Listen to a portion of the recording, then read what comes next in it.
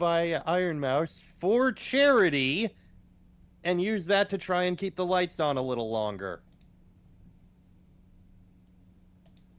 Yeah, like and I couldn't said, even it was play a ignorant complete... because they were like, yes, congratulations on raising $500,000 for charity. Yoink. Yes, their excuses. We saw this money come in and we didn't learn that it was for charity until later. Uh-huh. Sure. And by later, we mean 5 minutes after we got it. Except we didn't care. But we can't say that. Like I said, it was a hell of a week. Yep. Yeah, and plus famous people dying and other things going on. So. Oh yeah, that too. All right. Overgrowth, Kaylin, hello. Just doing a little bit of sound check over here.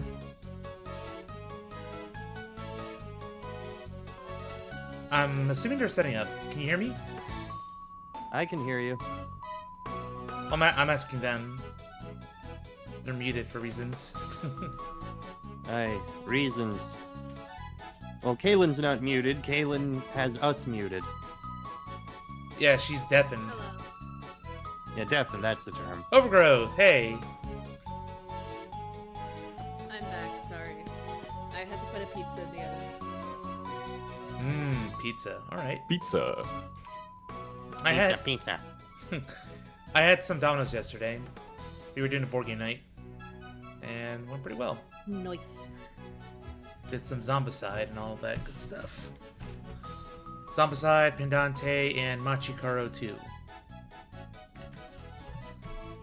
Any of those games ring a bell? Nope. No. Yeah, they're fun.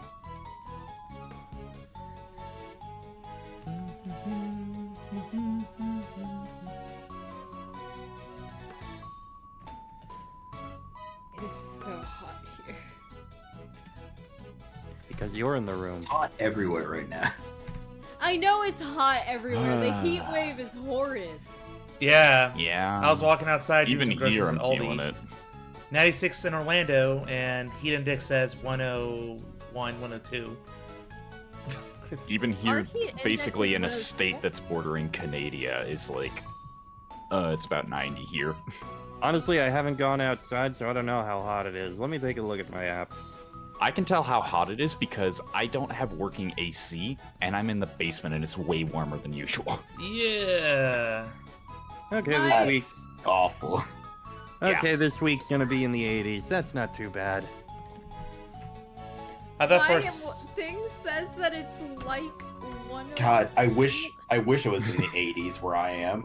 It's literally 100 degrees here. Let's go. Jeez, no, where I am, it's in the 90s, but it feels like 110 because it's humid. Humidity. I love living in swamp. It's great. Yeah. That taste of Floridia. Swampland. To be fair, Florida worse. Florida. Oh yeah, Florida's worse. I mean, you're talking to Florida over here. Yeah, it's pretty bad down here.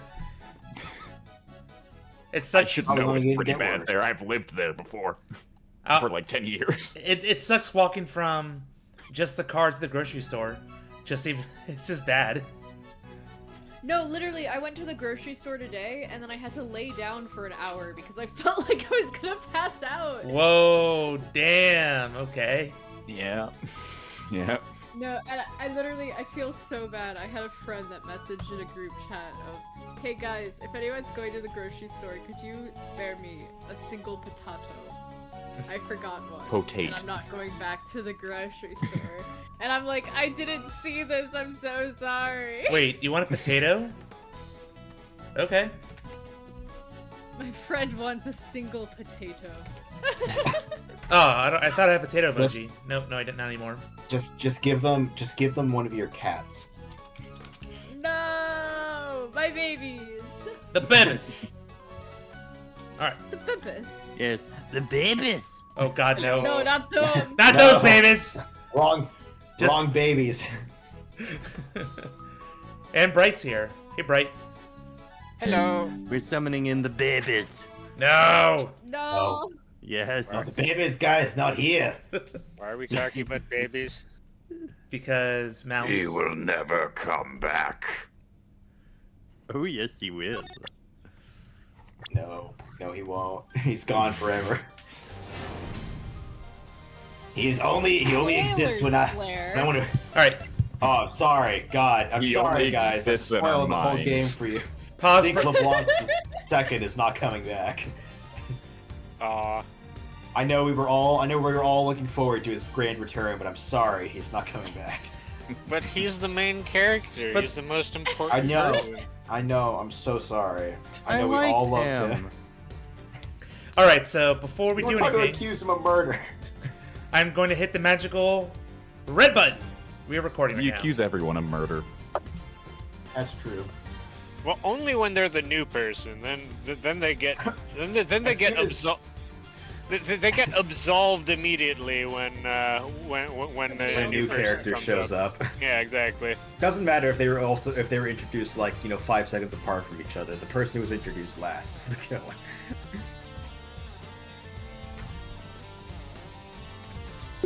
Now recording. Yay. Now recording. Also, normal basic check of make sure noise suppression is off, correct microphone, correct volume levels, all Oh, wait, that let stuff. me actually make sure my noise suppression is Yep, on. I'm gonna turn it off right now. Thank you Yeah. for reminding me. Because if noise suppression Yeah. is on, it's like if you have a I have long to check. screaming thing, it'll just be like, no, you don't get to do the whole scream. It's just like, ah. There we go. Okay, Um, mine is Noise off. suppression's off. All right. I love it when my microphone is not even recognized by my computer. It's like, no, that microphone doesn't exist. What are you talking Oh about? man. Need to crop out our AI overlords and make you guys bigger. There we go. Not big enough. Oh, of course you want bigger. Why wouldn't you? You're you. Guys, we need to be bigger. Everyone be bigger. Just think big Everyone thoughts. Fill up my be- screen. We're not Be- big enough. Everyone be giants for Zeus. I mean, we might be We'll make giants. we'll make this Zeus's favorite stream. Let's He go. tries Oh my to gosh, do we it to might me be all the giants. fucking time. You do that to yourself, Eli. No, you do it to Everyone- me more than that. Everyone cosplay as the apotheosis from Slay the Princess. Oh yeah. Y'all really want me to blubber and just lady. quiver in all of submission. How dare you? Yes. Big lady. Especially the submission part. Has everyone seen the thing where the actual VA of the princess did like a reading of a fan thing from the apotheosis?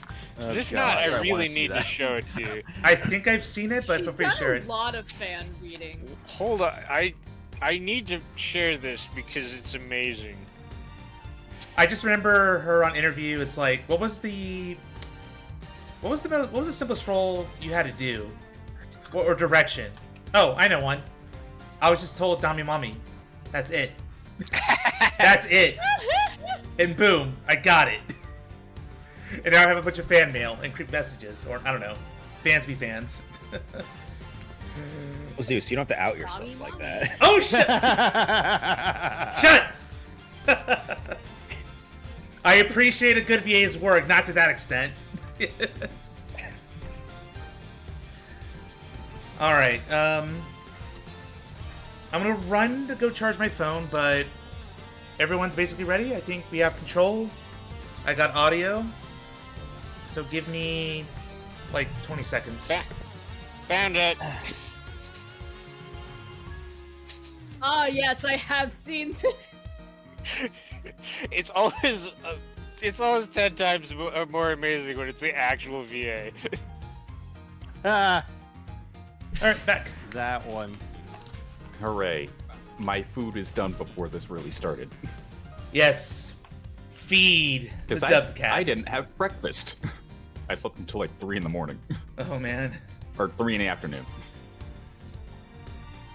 Alright, is everyone back? Are we all ready? Yes. I think just waiting on Kaylin. Where'd she go? Well, No, but we need her because she's gonna show up immediately. Kaylin, Where we leave off? Kaylin, no. Was it testimony? We left off. Verity and Eustace went off to go get Delicia so that she can explain the poison gas. Ah, yes, of Normilium and Fatalium.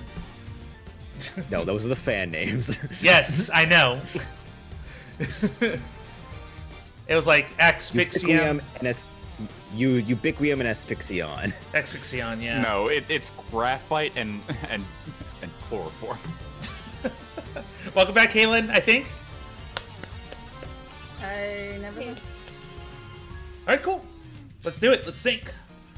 Let's get this show on the road. All right, ready? 1, 2, 3, sing. Objection! Like Kaname Date and no sleep for Kaname Date. We are playing that flare. Legon, yes. Katie, Oh no. You're joining us. how is it, Legon? How is it? Iris! Iris! No, not Iris. No. She's the How main. is it boring Iris's existence? I am clearly thinking of a completely different Iris right now. I'm glad that I have other things to look at in the escape room segments because that's literally because that's the entire thing I'm focused on. Iris's outfit, cool, whatever, skip. If I can change it, I will do that immediately. Yeah, if you I can don't change know your if I can do costume. that yet. Maybe later you Katie, can. we have to find time to do no sleep for Kaname Date. We do have to find time. With to make this. me, you guys have 100 line to finish. How dare you? So do I! Wait, listen. For some reason, these guys were like, "Hey, I know. Let's release all of the games at the same time." Ichikoshi's like, I've done a At magnum the opus. very least, No Sleep for Kaname Date is not going to take nearly as long as 100 Line. No, it's probably not even going to take as Line was long as the never gonna other. finish. What do you mean? The other AI games. Yeah, as we've established that the 100 line is never going to end, at least for not for the next decade, apparently. And I'm But No fairly Sleep for certain Kaname I also Date know should- what more of the DLC of that is eventually going to be now, for better or worse. Oh Yay! boy. All right. But yeah, I am think excited, No though. Sleep is probably not even going to be as long as the other Somnium Files games because I think I'm just going to start it's calling been it AI off. 1.5. Sure. Why not? Give me more AI. Let's go. Yeah, But yeah, no, I'm because it's also technically going a through the beginning of it. spin-off It's game, like, so. yeah, it feels more like it. It's also, I think it's also just not written directly by Uchikoshi this time. It Nope. It's isn't. gonna be In fact, that it's not way. written at all by Uchikoshi. It's written by Yeah, he was I think associate someone director. who was involved in the other Somnium Files games, but this is like their first time writing for this studio, I think. Well, good luck to him. I hope Yeah. it turns out well.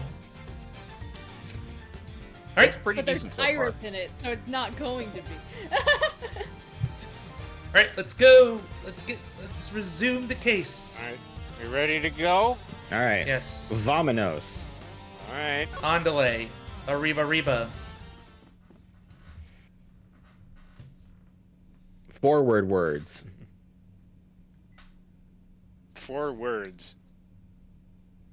4 ice statues. 4 people. They sure are taking their time. I thought this was supposed to be a 10-minute recess. It's been like a week. Sorry to keep you losers waiting. I'm back. You all missed me. But wait, You longer. really are the only person I would expect to keep themselves waiting. I won the race. What does that mean? Well, you were talking about losers, and that means you are keeping yourself waiting.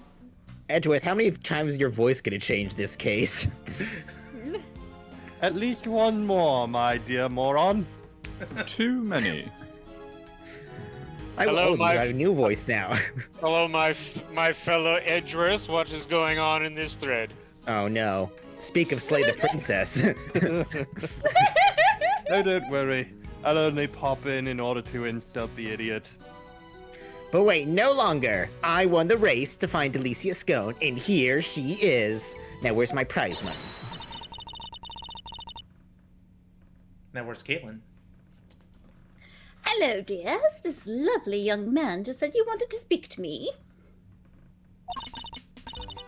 delicious scone, purveyor of the most wondrous wares a pharmacist can offer, at your service. Delicia to my pals and even Miss Delicious to some. Please don't call yourself that. Oh my! I feel like a pharmacist should not go by Miss Delicious. That sounds like you have a side deal that may not be legal. No. She just has some really good Viagra. Yeah. Oh, by the way, hello, Scar. Hello, Serenity. Welcome to the stream. Thank you for coming. You can call me the winner, and I'll call you whatever I want. Whatever you say, loser. All right, Winnie Pooh, whatever you say. It's lovely to meet you, dearie. That's copyright. Oh yes. Oh yes. He is a little bit on the fat side, isn't he? So much for call me the winner. Oh, have we met before, young man? Let's be fair. Nobody else has called him winner yet. Get a load of this, Delicia. That's Miles Edgeworth, Gregory's son. Well, I never. It's a pleasure to meet you, Smilesy Smiles. If you must address me by my given name, just Miles will do. Oh, Greggy Pegleg's boy, and all grown up too. Makes me feel my age, why don't you? Which is still Makes me a feel mystery. My age, why... What is your age? Make me feel my age, why don't you? I wonder just how old she is. Ah! Eustace, I believe we have some questions for our pharmacist. Oh yeah, that's right. We brought her here for a reason. What brings you to the gallery today, Miss Scone? Why, I came to see a dear old Moody Judy, of course. We've been best friends for 18 long years, and no one's got to stop it, and no one's going to stop me from visiting her now. I understand that you helped look after Mr. Gusto in the immediate aftermath of the attack. Oh, I didn't do much, really. Just whipped up a quick antidote for the dear old doctor. Wow, you can make an anecdote just like that? Oh, yes, dear. As long as I have the right ingredients, I can throw together just about any medicine you like. Like poison gas? Gasp. Oh, that's easy. You just need to put bleach and vinegar together. By the way, Miss Scone, I was wondering if you might be able to put together some medicine for a little friend of mine. He really needs some help. 100 milligrams of Viagra will be just fine. I don't get the reference. I said my little friend. He's a little short most of the time. He really needs some help getting taller. No. Oh! You just got it! And a little zinc and copper. You're talking about Apollo Where they're Justice? talking about. He is a bit short. They're talking about penises. What? I never. How, No, how that's could ridiculous. You say a There's thing like that. Yes, very That's ridiculous. Why? Preposterous. Why you do that to Gumshoe? What? I wasn't talking about that. I was talking about this little midget friend of mine. He really has a All right. problem reaching to high shelves. And if you can Yeah. find All some right. kind of medicine that gives him a couple more inches, that would be great. Give me Yeah, one Now second. you're He's a just bit- making the visual. Now you're just making the visual. He's a bit fat. And though. now I'm thinking Got of it. the guy from the second case of Dual Destinies. He does have another problem in that he's a bit fat. Massive amount of girth to him. If you got something that can do something about that too. Oh my god. Yeah, he's also though. not The quite that ladies observant. kind of love Let's him. move on. Let's just move on. I still need the line from Delicia. Oh, it certainly helped that the medical room was well equipped, though. You were much better off treating him here than losing vital minutes taking him to the hospital. Anyway, we did what we could. The rest, well, that's up to him. Yeah, if you die, it's your fault. Fuck you. I will try my best. The desserts will not. The desserts need me. And you know the victim, Miss Delicious? Oh, yes. Well, sort of. It's been The puff 18 years pastry since I power last will saw keep him. alive. Apparently, he's famous these days, one of the best confectioners in the world.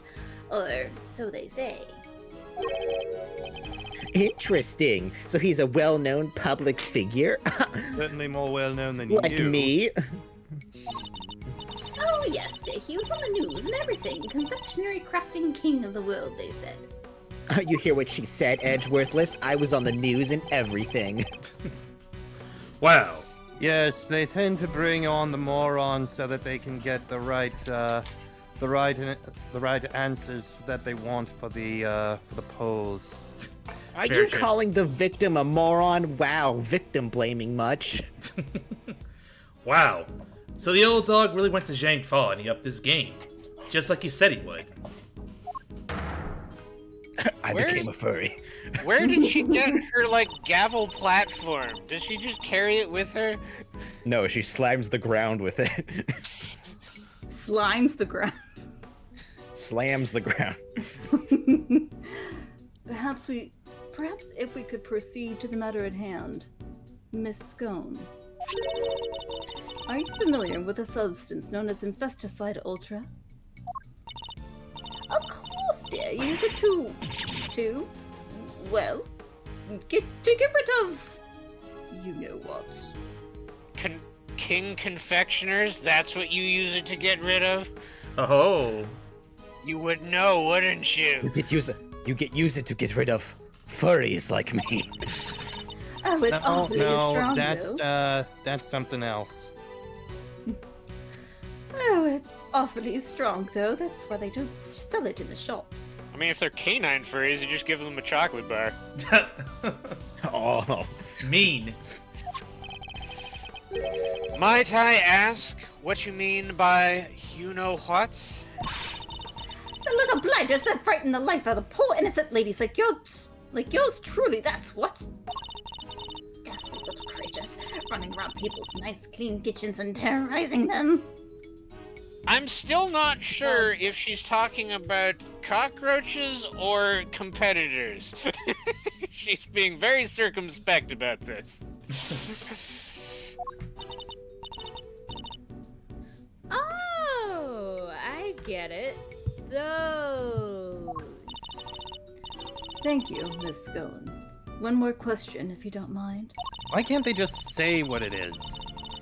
Are you aware of what happens when the chemicals asphyxian and ubiquium are combined? Oh, yes?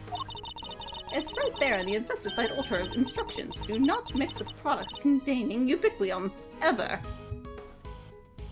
Wait, but Infesticide Ultra is made when you mix them. They've already been mixed if it's No, Infesticide. no, you're thinking of it wrong.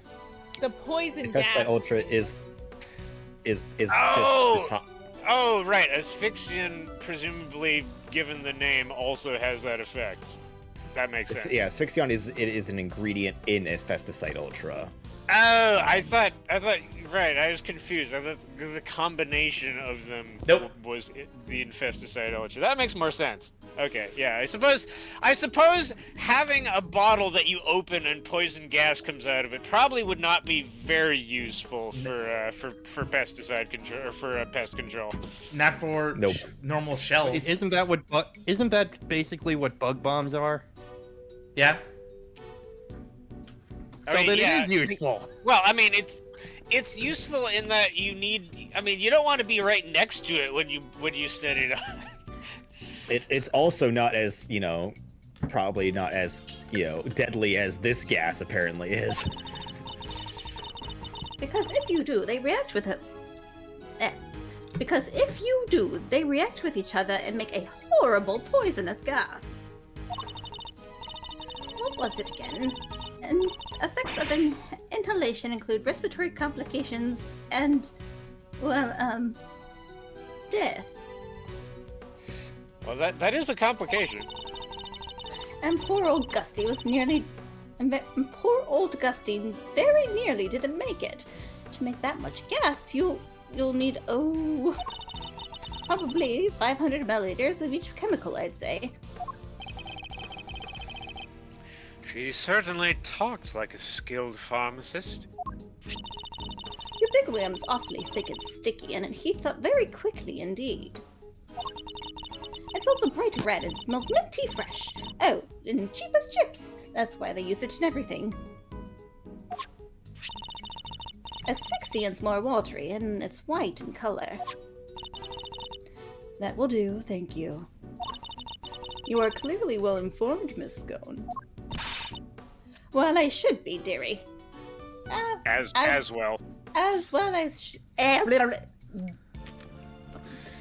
as well I should be, dearie. After all, Infesticide Ultra is made by the company I work for.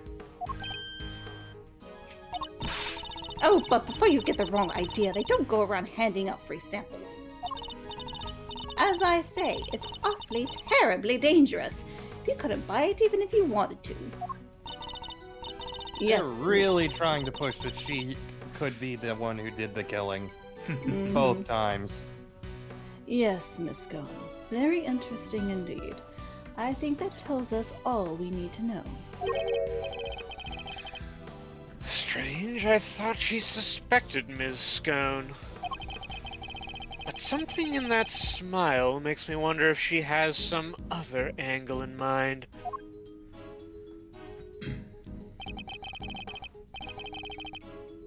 What is it, Detective Flatfoot? Any developments to report? Yes, sir. Turns out the sculpture's glass display case is open from the top. Sorry, I wasn't listening. What did you say? That's an idiot. Eustace. I will take that remark and throw it in the garbage. It's rather, that's rather unusual. And the temperature inside can be adjusted too. All the way down to 0 degrees. I don't know whether that's 0 degrees Celsius, Fahrenheit, or Kelvin. All I know is it's Considering 0 what we've degrees. been using is effectively Fahrenheit so far, it's safe to say that's also Fahrenheit. No, it's probably Kelvin. They're just doing new science here, right in the art gallery. I mean, forget ice sculptures. Bose-Einstein condensate sculptures are the new hotness. You mean the new coldness? Yes, well. The Pisces case was kept at 26 degrees. Dang near got my hand stuck to it. We're lucky you escaped alive. Anything more relevant to the case? Yeah, they found something on the underside of the top part of the Pisces case. Traces of ubiquium. Oh, now we're talking.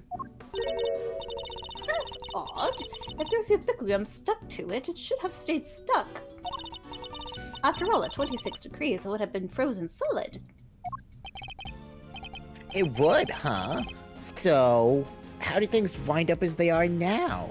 Let me put this to. Oh, I think Kay might be able to help us figure out just that. Oh my god, it's me! Or at least Mr. Thief might. All right. Little you guys thief, are that. you little fuck! You guys are that desperate to get on my good side, huh? Mr. have a good Loser, you side. don't have a good side. What are you talking about? Look at this. Look at this. Look at all of this. You see this? I'm looking. No, Tell me- other voice in my head. I'll be honest, there's nothing wrong with him having a good side. It just happens to be stupid good. Why are you so mean to me? Because it's fun. Fine. I don't know what the heck you're talking about, but take it away. Okay, I'll take your baton away. No, please don't take that away from me. All right, I'll give it right back to you. Now bend over. What? No. Okay, I mean, I'll bend over and touch my toes if that's what you want me to do. Fun fact, in an Let's see. emergency, One, this baton two, can double as a three. riding crop. 4, 5, 6. How many times do you want me to touch my toes? 7. Keep going, Eight. we'll tell you when to stop. Okay. 10, All right, 11, Kay. 12, 13, Can't believe 14, orders from this guy. 15, I mean, look at him. 16, Look at him. 17, Oh, whatever. 18, Anything for the 19, Overruled. 20. Overruled. Oh, hi. Before you get too I- carried away. I missed it. Did Kay actually say the line? Yes. I was distracted. Okay. Yes, she did. I heard it. Hold on there, loser. I didn't say stop. Just Oh, okay. No! 21. Stop! No! 22. Stop! The We're goddess done of here. justice has no need of your help. We will find the truth ourselves. I'm sorry, but Verity's scary. touching his toes. Youch! Why so frosty, Judge G? I mean, we are in a temperature-controlled room. I can't help Here's it. the point. Your baby prosecutor just gave us the big thumbs up. I'm so proud of him. I mean, what's the issue here? Wait, hold on. Do you Who's the ever want baby to here? do something that he says to do? Oh, wait. Don't tell me the committee has some dirty little secret doesn't want us finding out. I am not required to explain myself to you. But if you feel you absolutely must participate in the investigation, perhaps you can prove to me that it'll be worth our while to keep you around. What exactly does she have in mind here? Who triggered the release of the poison gas? If you can answer this question, I will consent to your participation in the investigation. You heard the lady, Smiles. Somebody opened a Pisces case and let out that gas. Considering what we learned so far, there's only one person it could possibly be, no? Yes, the answer is indisputable. In that case, please kindly provide it now. Who released the poisoned gas? I would assume it's Gusto. Yeah, he came out of the thing, and I think they said no one else was in there. Yep.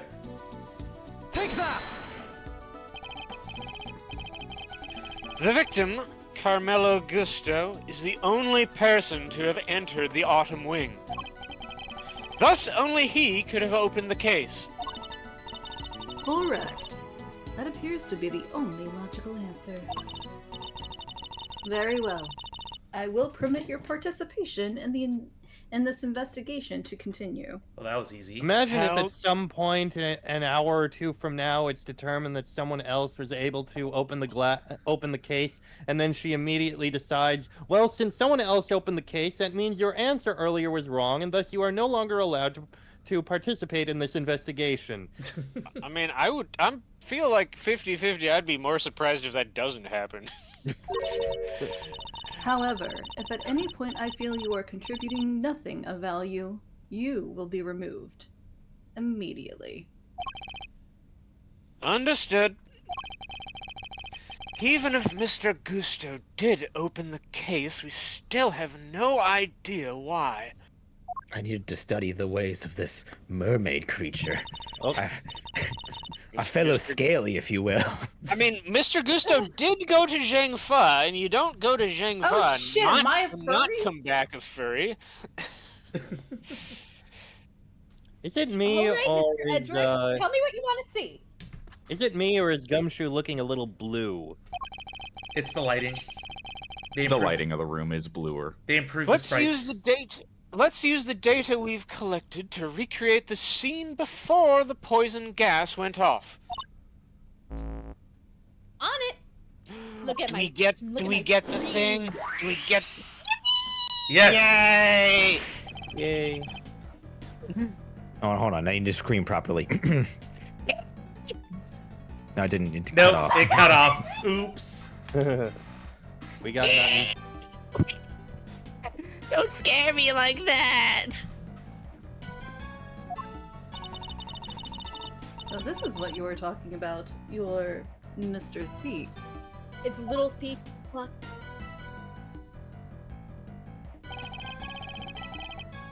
Let's begin by examining the Pisces sculpture. There's a generous amount of ubiquium frozen to the underside of the top part of the case. Yeah, which is what's keeping the lid on real tight. The actual glass lid is all cracked though, right?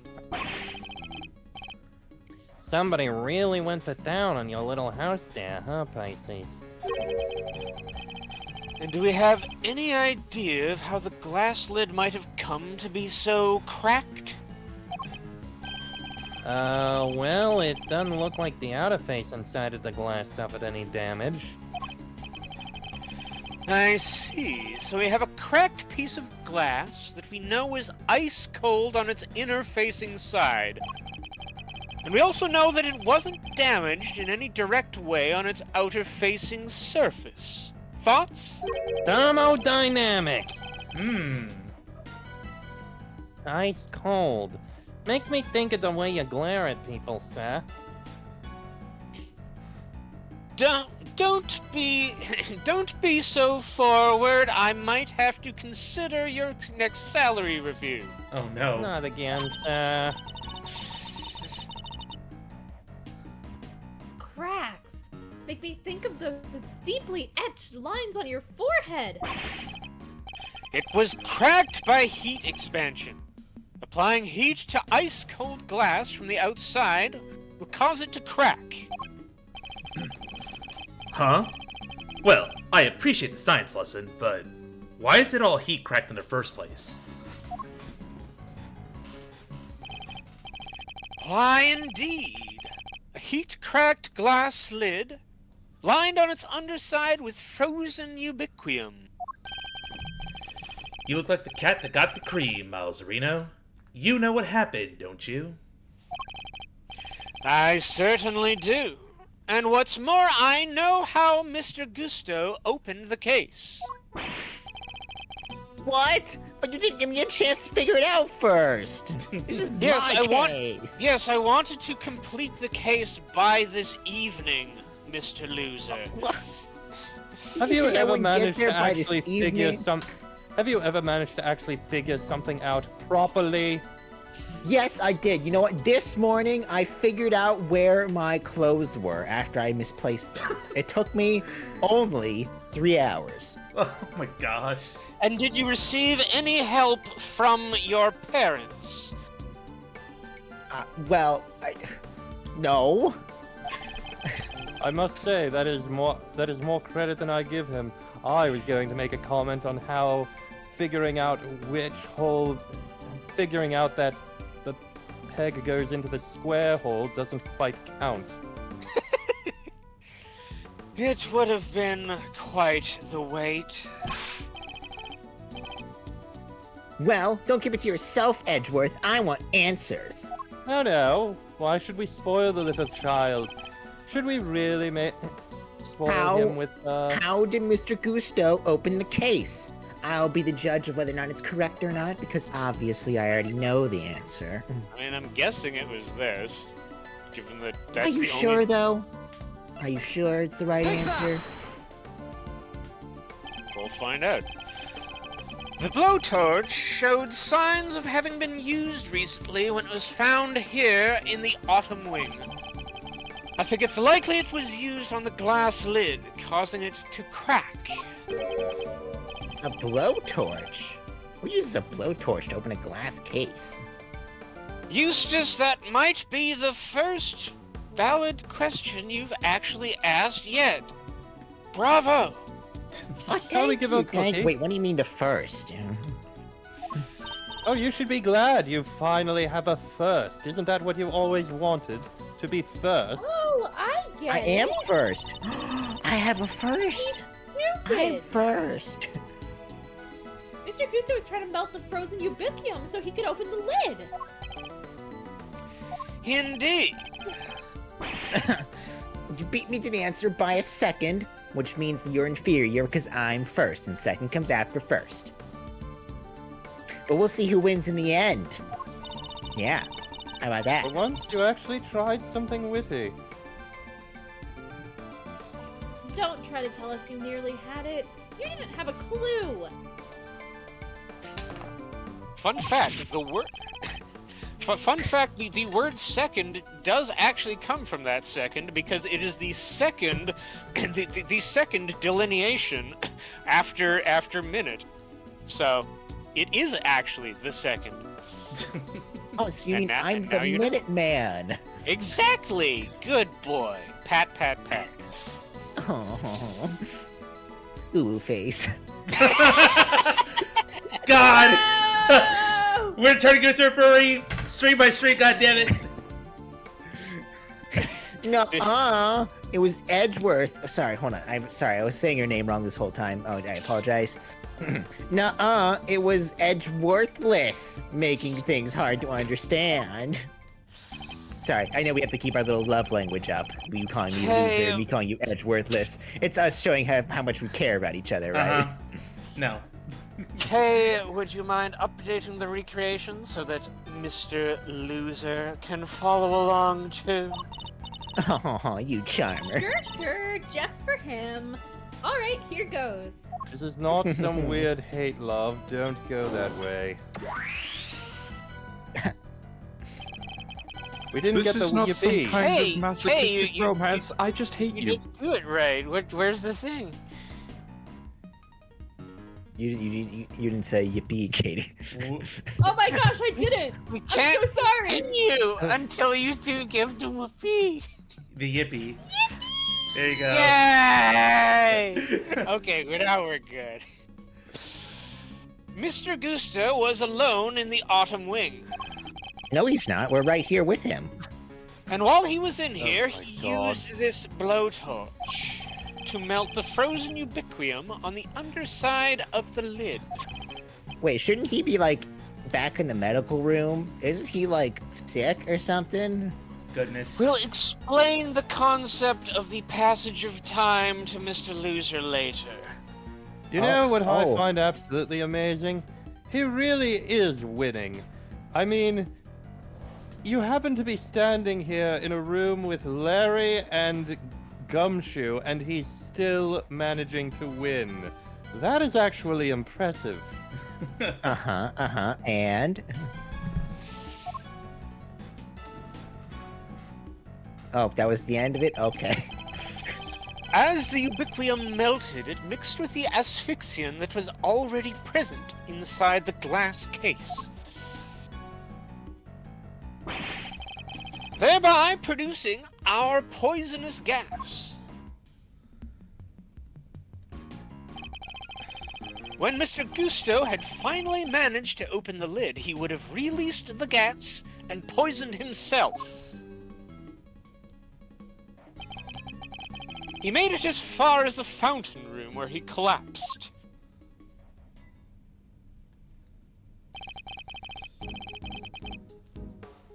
So he opened the case, and out came the gas, huh? Okay. It seems see we how got this there goes. in the end. But why the heck a doodle doo did he want to open the case in the first place? I'm not sure. In fact, we don't even know what his ultimate goal was. I'm thinking he might have come here for the same reason I did. To check out not the autumn wing, but the winter wing. You remember, right?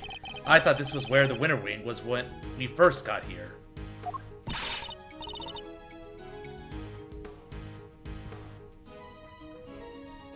Caught you out too, did it, my little Eddie Lumpkin? I was ever so confused with it. What with it being where Chili Winks Woom. Okay. I was ever so confused. Boom. I'm doing my best, okay? Alright. I was ever so confused, what with it being where Chiliwink's room was all these years ago. There was even the same little tree in front of the blessed door. Why would it be all 6s and 7s, eh? Who wouldn't be? Who would it be at all 6s and 7s, huh? Did everyone involved with the IS-7 incident make the same mistake? I think we need to go and take another look at the Winter Wing. Time to see how quickly I can convince Mr. Loser, I suppose.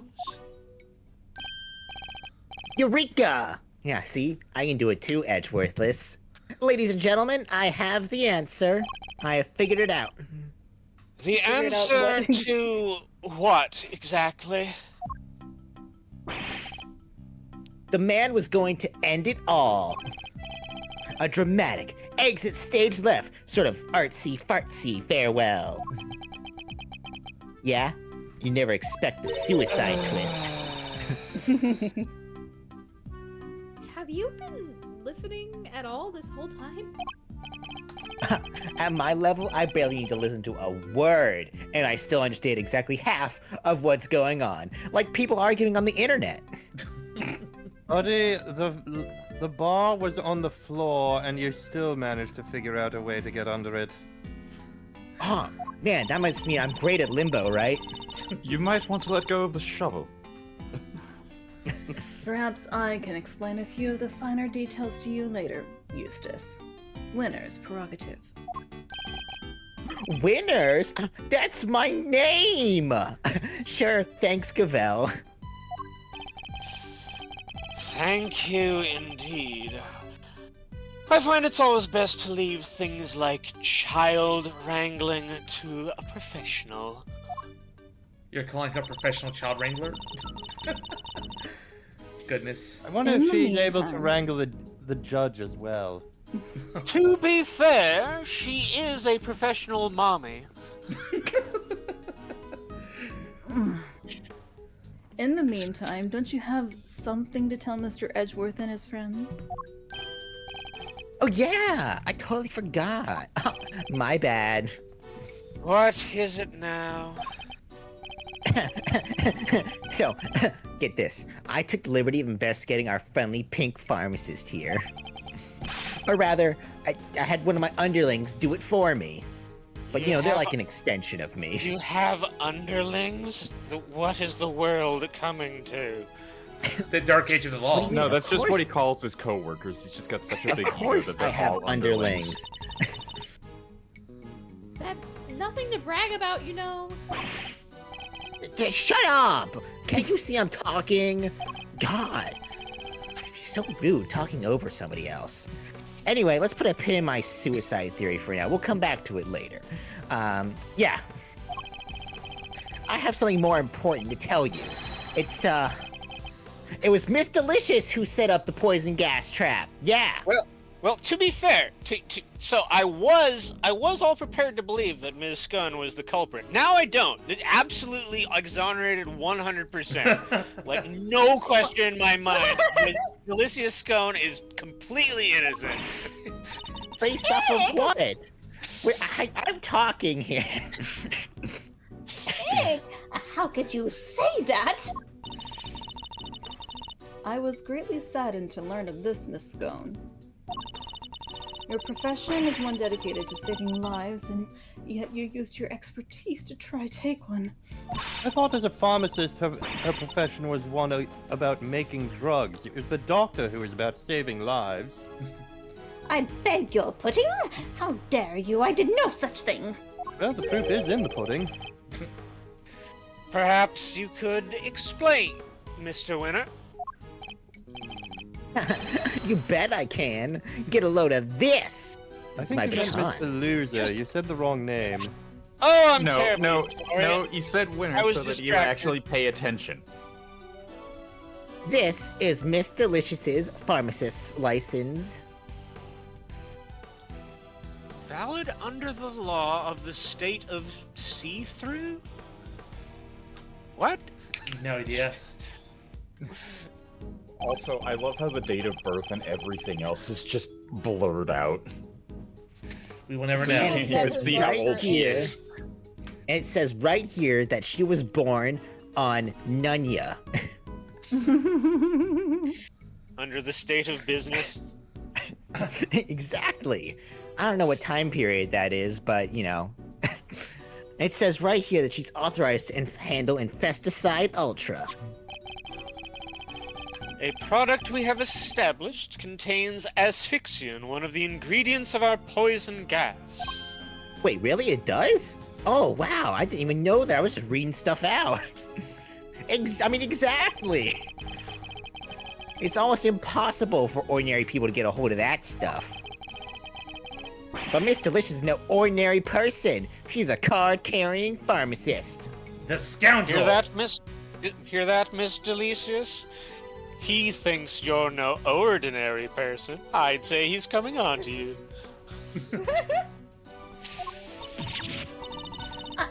I didn't do it! This is all just a terrible misunderstanding. Objection! And that's not all. There was a bottle of Infesticide Ultra in the victim's pocket. Holy shit! Eustace may have actually just given us a piece of new information. What do you mean, finally? Have I not been providing literally every single piece of information you could ever hope for in this entire case, from literally the past onwards? Yes, Eustace, you are a very good boy. Oh, thank you. Don't feed us. And what do you know? It's covered in your fingerprints. No, you see, this is the only way that you can get him to say anything is by giving him some sort of positive affection. You know what? Valid. He's a We know that- praise king. We know that. What's a kink? We know that you and Miss Bound took the victim to the medical room. What better moment to slip the bottle into his pocket, No!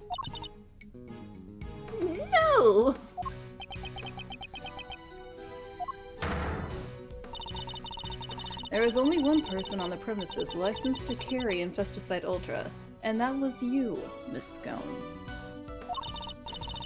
Furthermore, you are acquainted with Miss Bound, the owner of the gallery, meaning you would have had access to the building and ample opportunity to prepare your trap. Oh, no, dear! Listen, you don't understand. That Infesticide Ultra was stolen from me!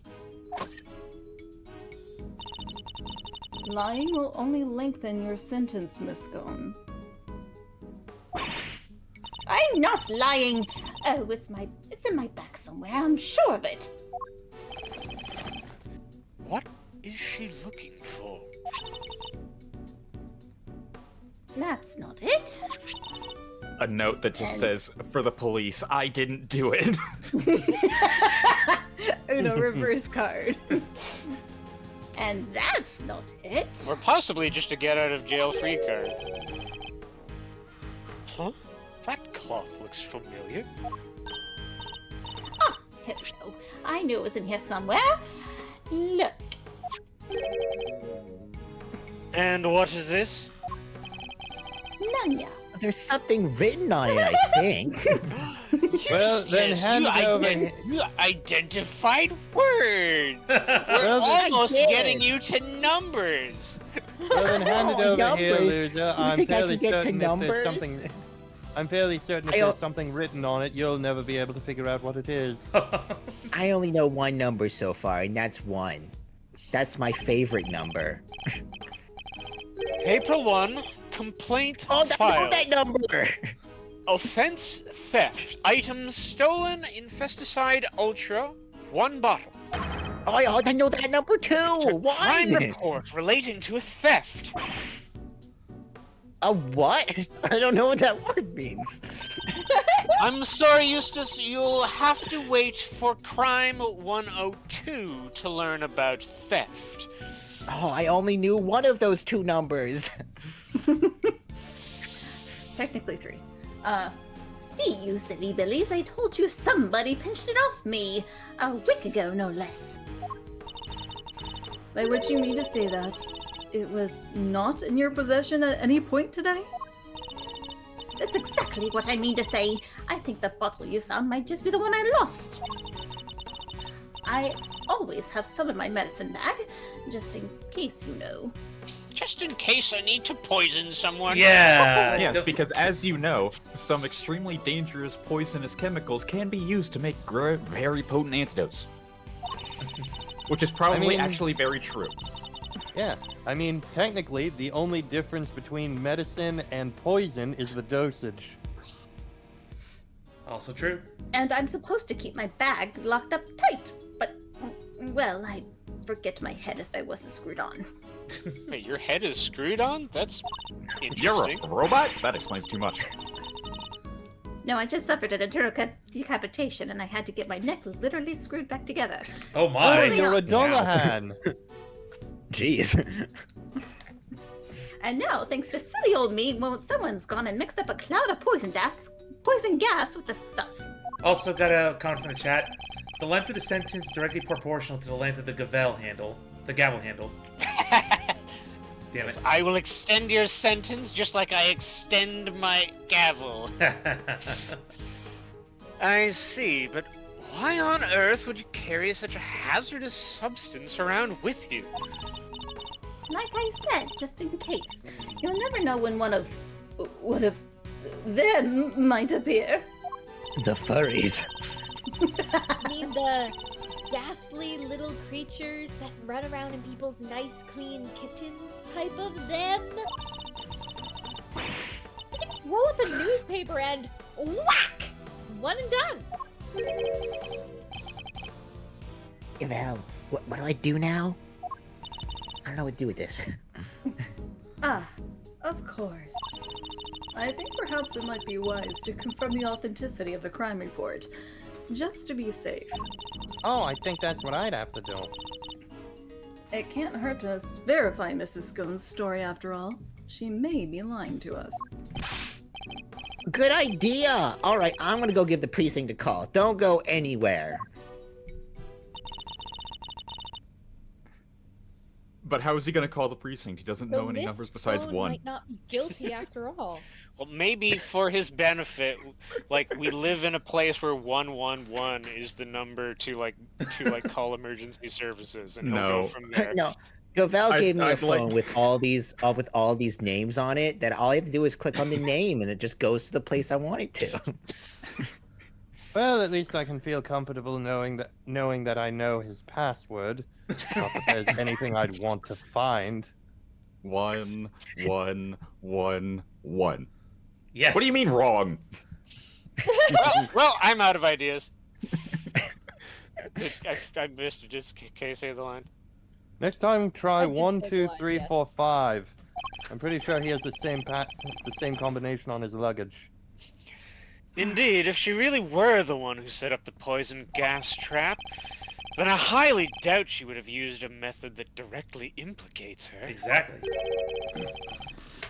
So, who do you think did it, Smiles?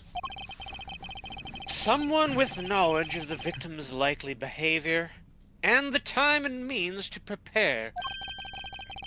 Two factors which point to one very specific person.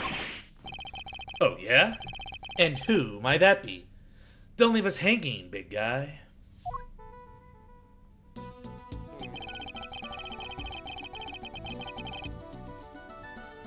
Edgeworth. I mean, I wonder. Line.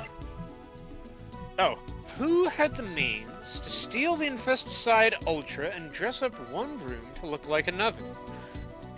Obviously, it's Larry. I mean, I think there's an obvious Always answer. blame Larry. I feel like she's the one who owns the art gallery, so it seems like she's the only one who could do the latter. Go with your Yep. gut. Alright, let's find out. Surely only Miss Bound, the proprietor of these premises, could possibly have prepared in such a way. I just want to say I call it. We'll need some solid evidence to support such a theory nonetheless. So, it was her, huh? Strange, it's like he already knew. Phew! Nice shooting, Miles Reno. I might have to make that associate position a permanent deal. That is not what I was hoping for. Ahem. I'm back with results. The police have confirmed that the theft really was reported and logged. Which means we may have been a little hasty with some of our conclusions, team. More specifically, a certain red-suited prosecutor over there. Yes, our conclusions. You mean that every single one of your conclusions proved to be hogwash? So, Eustace, that red cape signifies that you're simply one of the Reds, does it? Oh, Making no, everything dang it. ours. I'm a redcoat. No, I mean, we're only just getting started. Oh, then what's our next move? A black to D1? King me! Well, first we need to go and talk to Miss Bound. And then?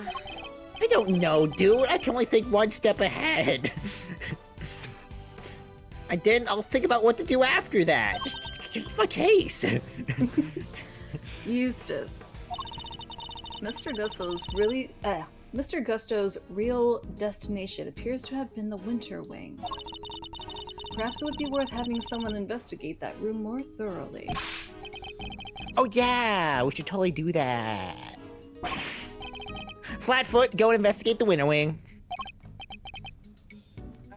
Yes, Gavel, we're gonna go talk to Miss Bound. Very good, Eustace. We'll join you, if you don't mind. And even if you do mind, we're still going to join you. I don't trust you're not going to bungle this up. Look, Edgeworth is coming with is not the problem. It's Larry. All right, you have your orders. Go talk to Bound for me. Look at that cool fucking black and red edgy OC phone he's got. Oh my god. Let's go. His phone is a Sonic OC. Oh, no, it's a black and red Nokia.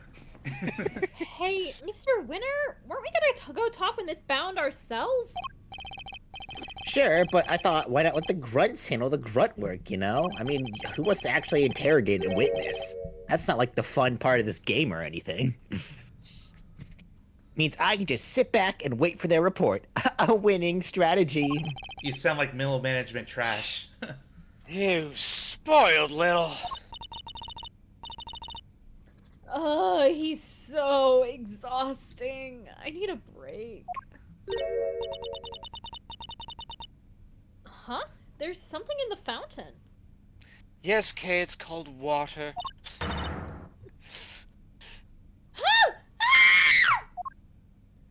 Oh no! Monoxide. What the fuck? Plot twist! Well, that wasn't in the sprite a moment ago. Gah! It's water! Oh, it's also a body! What on earth? Oh!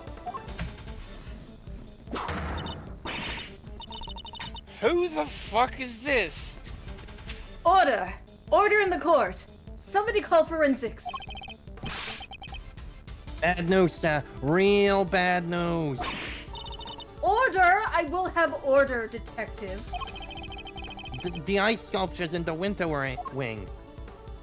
Oops. They've all melted. Oh, not again. I hate when... If I had a nickel every time this happened, I'd have 2 nickels, which isn't a lot, but it's weird that it happened twice. 18 years ago as well. Shut. The past and the present are colliding. What? Did... What, huh? God damn it, Eustace! Fuck off! Say? God damn it. Eustace, you ruined everything as usual. So in the fan translation, they just all say what, and then Eustace says, huh? And then Edris says, what? I like the localization better. It's much Yeah, funnier. It's much funnier. that is much. This is so make good. And making it way more clear that Eustace fucked it up. Also, What is the meaning of this? from the chat, Sorry. you're supposed to throw coins into the fountain, not corpses. Sheesh. Right. I'll learn that next time. Now we have 2 victims? I mean, the funny thing is, last time we were going through this, I was like, huh, we have an Ace Attorney case, but the person didn't actually die. And now I was like, no, you gotta have someone die. I mean, technically, someone died 18 years ago. That's I right. mean, okay, yeah. Like, kind of like I forget which case, but there's one case in the original Ace Attorney series where, like, there was a theft, and it was like, hey, there's a crime other than murder, and then someone was murdered. And it was like, nope, never mind. Yep, that's An Ace Attorney, even if it looks like it's not going to be a murder, so eventually it will turn into a murder. well, that's not true for a great Ace Attorney case, I believe. You are correct. Not in the Great Ace Attorney's case. That's the only exception. Or Professor Layton. There Or is Professor Layton versus one- Phoenix Wright, but that's just dumb. Well, you see, That that's one's why. dumb. Well, you see, that's why that's what makes it so great. It managed to not have a murder. It's Great Ace Attorney breaks the status quo in more than one occasion, actually. Also, yeah, Professor Layton versus Ace Attorney is more of a Professor Layton story than an Ace Attorney story, because god damn, that was Oh, is it convoluted ever? backstory. It was. What the fuck? Don't talk Let's about save the this ending. for later. Let's It's not talk horrid. about this now. Yeah. Hold on, Yeah. I have to ask now. Was it more convoluted than the cloak fell Yes. onto the statue? Way more. Yes. No, it was Yes. far more That is convoluted. nothing. That is God, nothing. Oh yeah, we just kind of played with the laws of physics a little bit. That's nothing compared to everything. The big twist in Professor Layton versus The everything in Professor Layton versus Phoenix Wright. It's still worth playing, True. but goodness. It's a good game. I liked it. It was a good game. No, It's it's just a really the- good game, except for the end. the Yeah. narrative Except is for that just part. Professor Layton as fuck. Like, oh my god, Anyway, back to Ace Attorney. render. Yeesh. Talk about deja vu. It's just like 18 years ago. Even the ice has melted again. Again?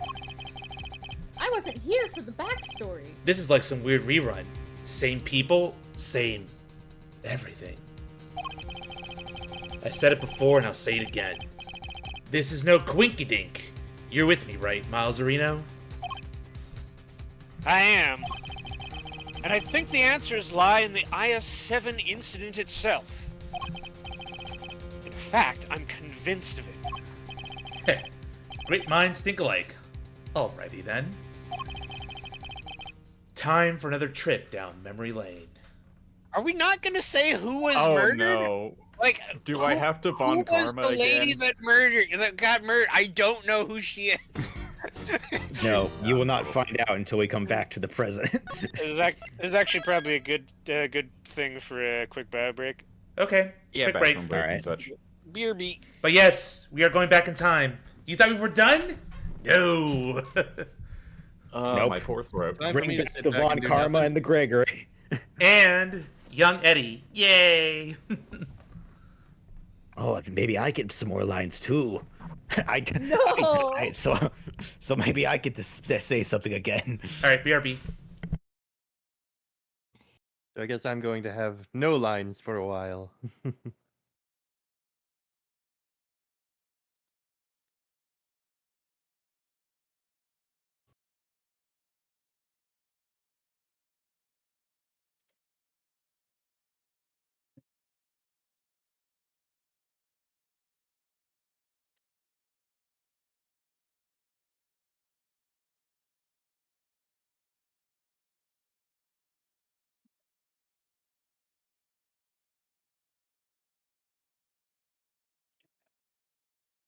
Suddenly silence.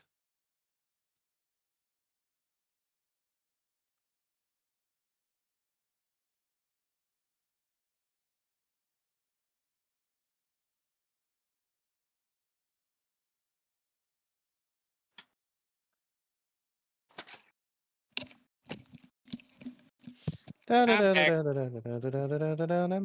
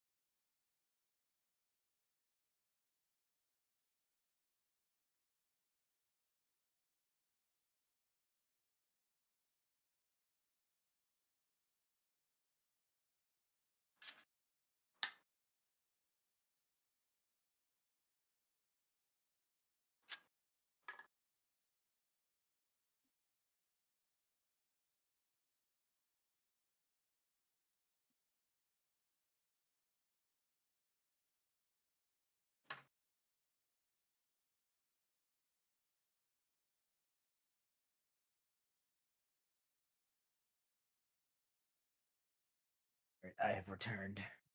Hello.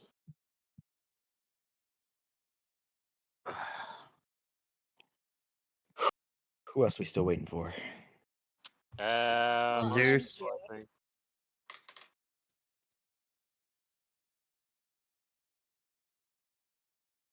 We're still waiting on Zeus. Zeusy boy.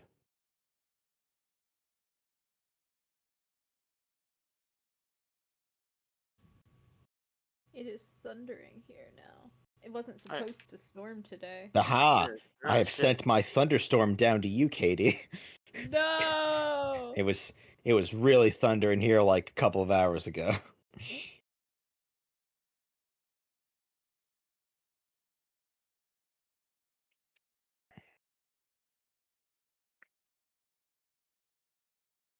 You know, I'm glad that I had my food in this section before I needed to do any voicing things, so that it wouldn't get in the way of anything.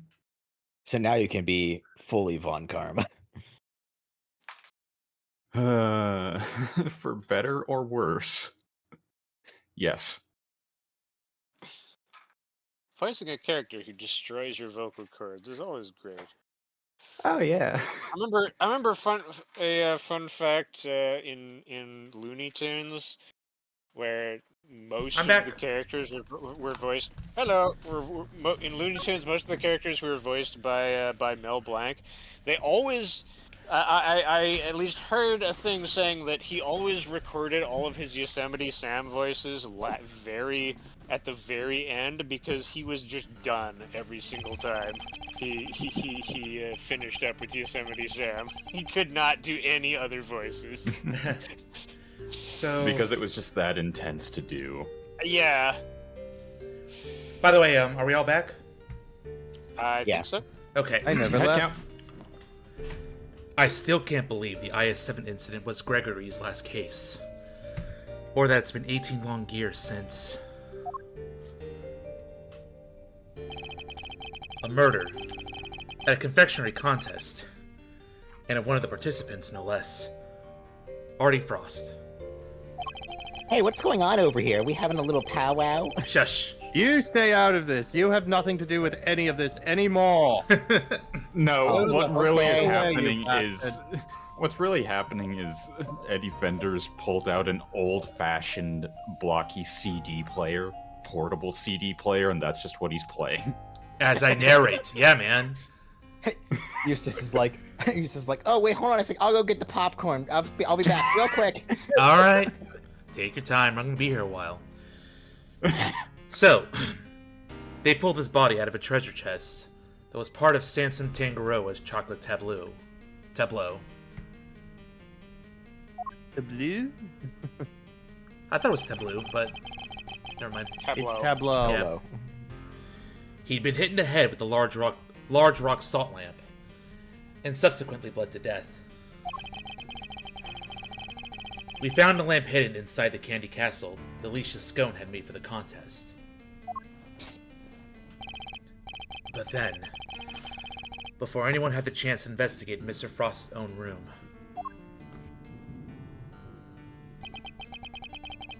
all of his icy creations had melted clean away.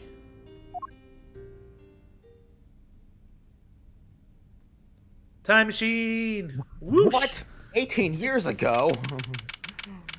I didn't know you could count that high, loser. I mean, to be fair, Eustace knows one of those numbers.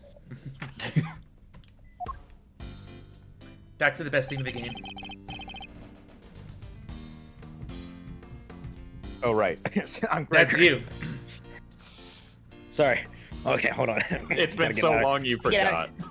Gotta get out of my winner voice and into my Gregory voice.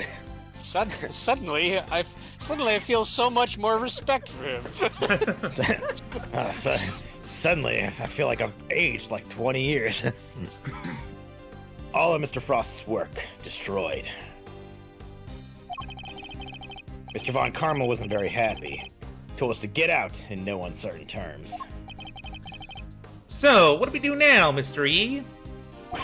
I can't believe Rumor you has just... it you can still hear him fuming in the other room. Yeah. I can't believe you just up and kicked us out. Von Karma's a total jerk. You're just now. No, figuring this Eddie. It was always the job of the police and the prosecutor's office to investigate the scene. Yeah, but he didn't have to talk to us like that. Where is the evidence that proves he did it? Who cares if we're cops or attorneys? We all should be working together to find the truth. out. Have you met Von Karma? Yeah, that guy's a jerk. I just said that. You can't assume that everybody's aims are the same as your own. You may wish to expose the truth, but others might prefer to accept things at face value.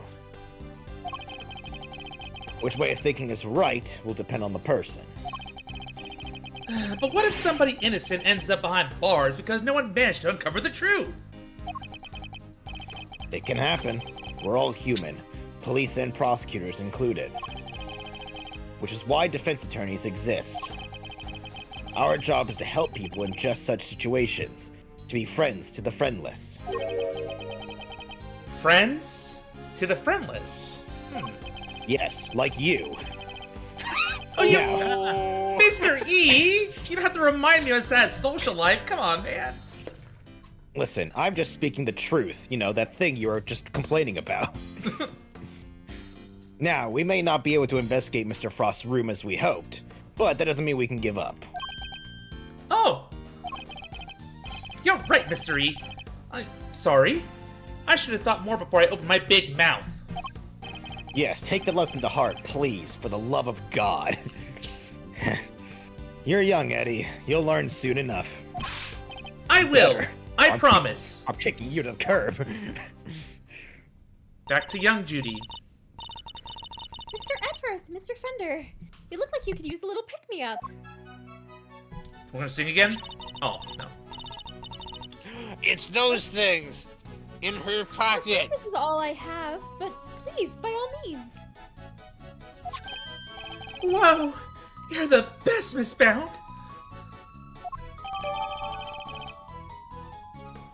I love chocolates. Rather misshapen. Those look like perfect cubes. Maybe to an untrained eye. but if you look, they're actually 1/4 of a degree off. No, they're Perfect supposed kid. to be representing the Mayan pyramids, but instead they're made in the shape of the Mayan Egyptian pyramids. period. Oh no. No, the Mayan pyramids, but instead it's the Egyptian pyramids. Oh no. Thank you. A little sugar boost might actually help. Although these are a little too sweet for my liking. And a little uniquely shaped. They're cute. What are people seeing that I'm not seeing? They're cubes. They are squares. What is the problem? Cubed chocolate was banned after the incident of 1907. Look, I like cubes, okay? I'm sorry. I play a lot of Minecraft. Oh I'm God! sorry, but there's certain people here who. I'm sorry, there's certain people here who, despite there being laws, do not like it when they're squared or cubed. Ha ha ha! Math joke. Math joke and Zeus joke. The line was not said. Yeah, it was. I heard it before. Was It it? was. Oh, okay. It was just kind of overshadowed by You the guys jokes. were all just talking over me at Yeah. the time because you're rude. Aw, I'm sorry. No way! Don't listen to those rude people. They're great. They're so sweet. I like how, Eddie, I get like how the paper out of your mouth. I was gonna say, I like how this is the one time that we use that sprite for Fender, and he's not fucking eating paper. Also, I he's have an chewing on that appetite chocolate too, for a guys. long time. I mean, maybe No, it's guys, he ate the wrapping paper. What are you talking about? He unwrapped the chocolate, threw the chocolate on the ground, and threw the wrapper into his mouth. maybe that's what they mean by misshapen. It's like, wow, this Do is you eat the chocolate with or without the shell? this is very weirdly shaped candy. It's all papery and stuff. You're very kind. Imagine me of all people, mediocre confectioner. What? You mean you made these yourself? Yes, Simpson loves chocolate, so I had to learn. Aw, that's sweet. Keeping Literally. him supplied with his favorite treats is just one of my many duties.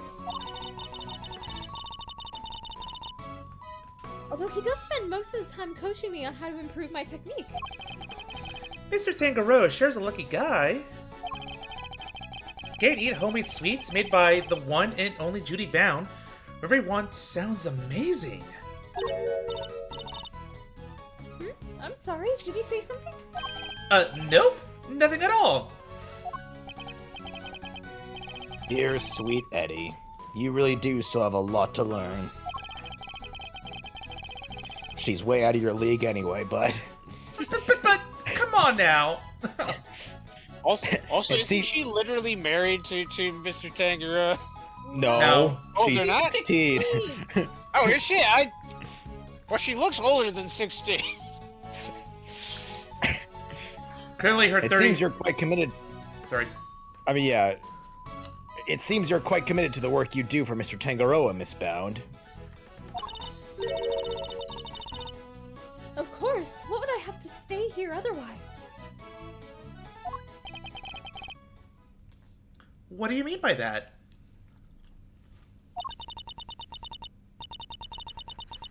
I was abandoned as a baby, and Mr. Tangaroa took me in.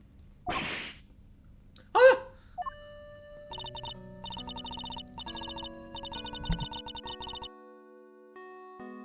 That's right.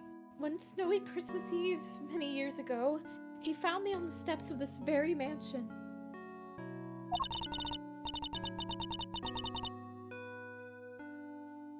He saved my life and became the father I never had. Wow, suddenly the question I asked had just became a lot creepier. I genuinely didn't know she was that young. I can never repay him. So my work for him is the least I can do, and I'll be here for him as long as he needs me. That's the most beautiful thing I've ever heard. So you might as you could say you are duty bound to him. Oh my god. Hey. I must be getting old. Says the guy in his mid-30s. I'm welling up a little myself. God, I'm getting sentimental. How dare I? Only old people get sentimental. I can't even give him his present in person.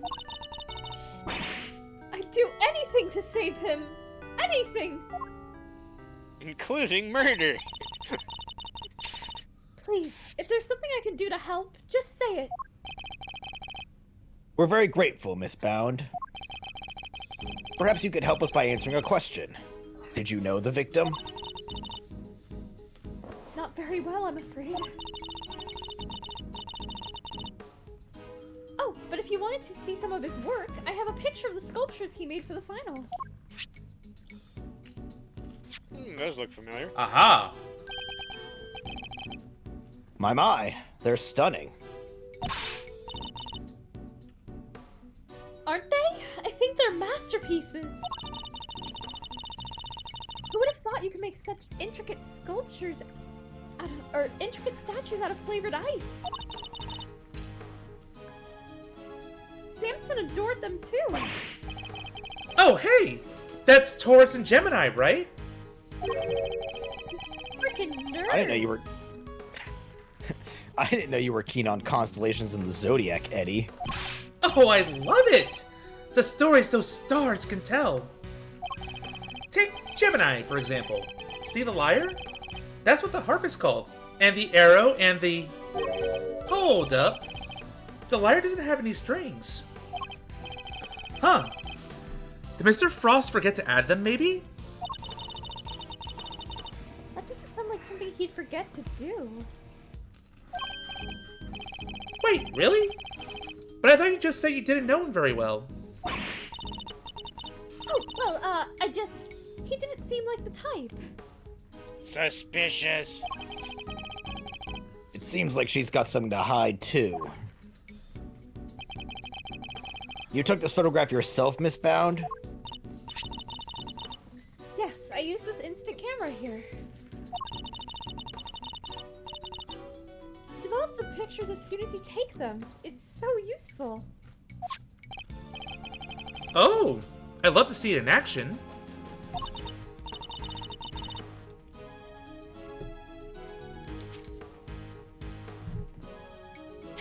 Then why don't I take your picture? Yes! Come on, Mr. E! Let's get a shot of the both of us. Well, alright then. It'd be a shame to waste a good hair day. Just don't embarrass me. Ready? Say cheese!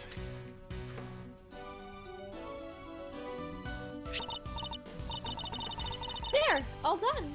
And the picture's yours to keep, Mr. Fender. Oh my gosh, thank you so much! That's such a cool camera! Hey, Mr. E, is there anything in the budget so we can get one? Well, I mean, as long as you're good with sacrificing your paycheck. Second thought, I really need that cash. Never mind. Well, it's the only one we've got, so we use it for all our picture-taking needs. It's very convenient, but the lack of negatives is something of a shame. So there aren't any negatives for us to reference, huh? I assume Mr. Tangaroa used this same camera during the contest? Yes, you assume correctly. He used it for some work-in-progress pictures of his seascape. And later to take some photos of the other contestants' works. Hmm? But didn't you take a picture of the body when you discovered it? And didn't you discover the body while the judging was still underway?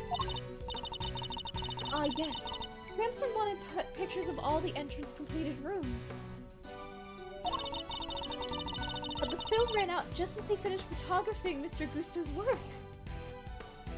Photographing.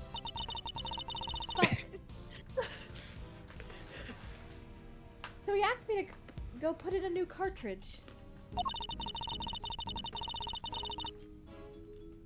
He seemed to think there should have been more shots left than there were. In other words, the film ran out sooner than expected? Yes, the number of shots he took didn't line up with the number of shots remaining.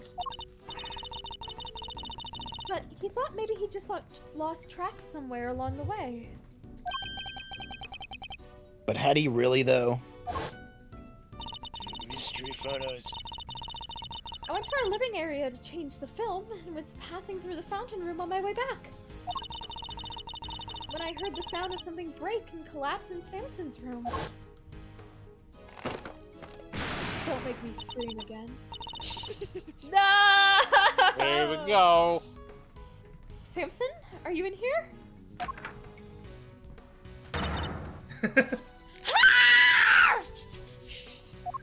A plus. Mr. Frost's body was just lying there. I was in total shock. It was all too much. But I remember I called the police and then I went to tell everybody else. And the camera, it's been with me ever since. I see.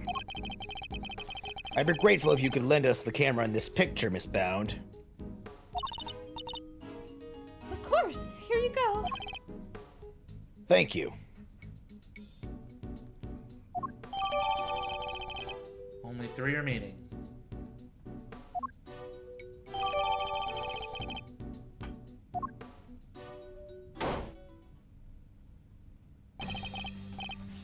Detective Bad! Miss Scone! Are they done investigating?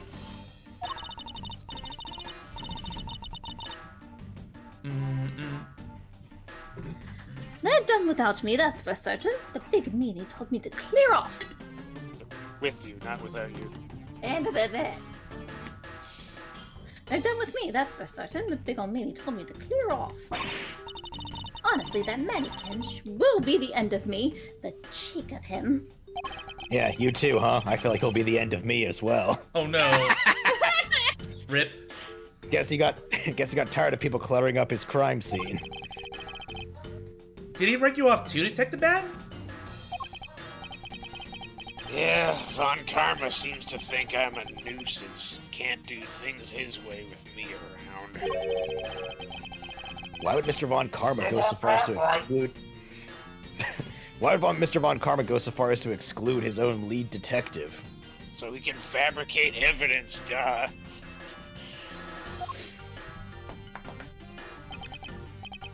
Still, got a pretty good look at the scene. As for Gusto, he's enjoying a nice little chat right now in Frost's room. What about? About the fact that Ms. Bound says she saw him going in there during the contest. Mr. Gusto went into Mr. Frost's room? That's right. And I have to say, he looked very much like he didn't want to be seen. I don't know what he could have been up to. Murder, maybe. Well, he's candidate number 1 at the moment, as the guy who melted Frost's work. But is that really why Mr. Gusto went into Mr. Frost's room? Got a photo of the room right here if you need it. It's all yours. Wait, what? Why would you just give it to us? Because fuck Von Karma, that's why. Hell yeah, brother!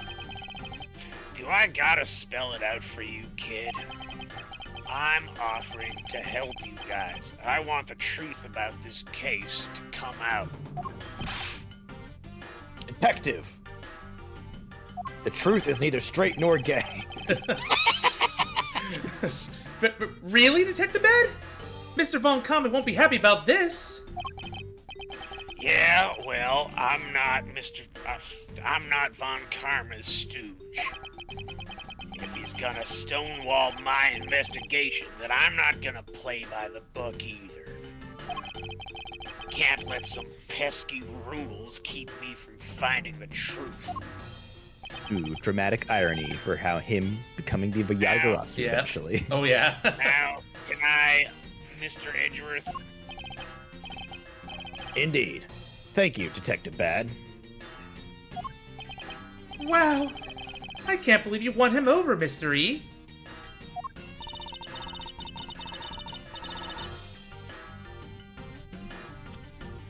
Well, I haven't the foggiest of what you're all going on about, but here's to new friends, eh? It's definitely nice to have the good detective on our side, that's for sure. All right, let's take a look at that photograph. Here.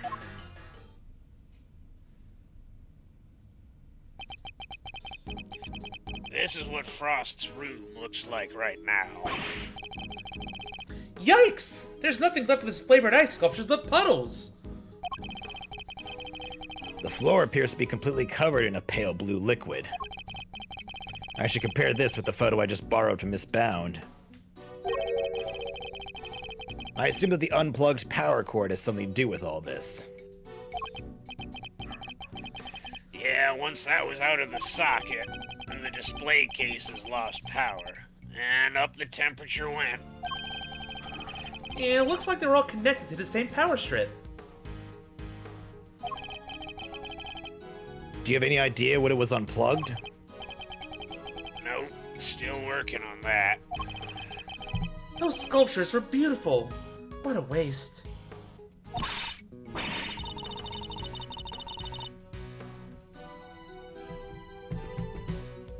Kaylin. Of course she's deaf. Poker somebody! Boom, boom, boom. Poke, poke, poke, poke, poke, poke, poke, poke, poke. Let's see what's up. Come back, I love you. In a completely platonic way. Exactly. Yeah, Kaylin. No. We need you. Kaylin! Kaylin, Kaylin. We're gonna start hearing her name.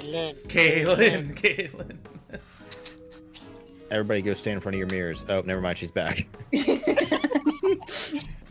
Well, that was easy.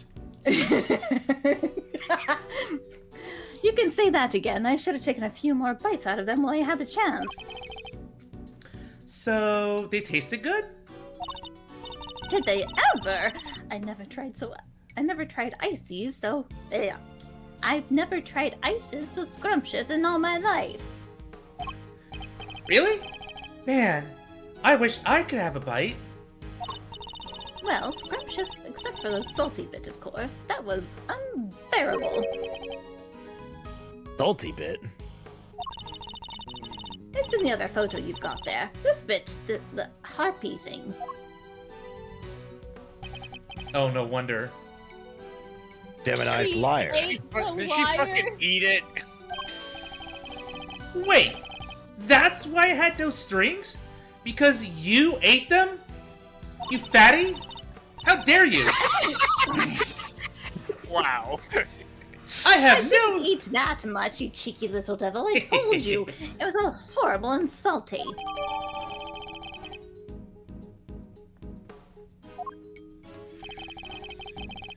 It's interesting that only one particular part of this one particular sculpture tasted different from the rest. And could somebody other than Miss Scone really be responsible for eating the rest of the strings? Did you notice anything else, Miss Scone? Come to think of it, I did. There was a funny little mark on Chillywink's work. It was 2 little letters. God, it's gonna be PH again. Let me see if I could draw it for you. Yep. Yep. Yes, it looked just like that. Who the fuck is this guy? It's almost like a signature or something. Wait. Professor Hayton. Yes. Professor. Yes, I do Professor hate Layton. Herschel. Professor something. Hayton. Dun dun Professor dun Hayton dun gonna dun hate. dun dun dun dun. No. I just knew Mr. Frost wouldn't have made that harp without strings. He's not the type to skip an important detail like that. I hope you don't mind me asking, Miss Bound. But are you certain you didn't know Mr. Frost particularly well? What? No, I barely knew him, I swear. Dancing sweat. Love this animation. Is that so? You certainly seem to have some strong opinions about his attitude toward his work. No, I just... The sculptures were so carefully made. I didn't think he'd miss something so important. I'm sorry, but I don't believe you. You have a more personal connection to his work than that. What makes you say that? She I have doesn't an want item to of admit that she evidence. modeled for it. I have an item of evidence that appears to have been one of Mr. Frost's possessions. Oh no, we lost. I'm getting Bill's the cat. Oh no. Yeah. Nope. And it shares a key feature with another piece of evidence. Well, I won't know what you're talking about if you don't share. So what are these two pieces of evidence of yours? Here we go. Which two items point to Mr. Frost? This is the first. I mean, I'm assuming it's the stamp and the thing she just showed us. Oh, go That's ahead. at least my guess. What do we have? Oh wait, we don't have the stamp in evidence, do we? Nope. We do. No, it's in the first page. Or not the. Sorry, not the stamp. The thing that she just presented to us. No, that has not been added to evidence yet. You got a statement though.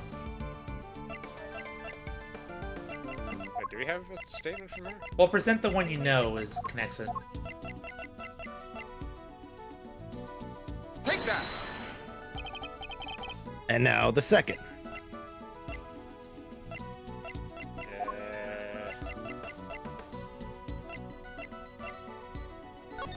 Does this have? No, it doesn't.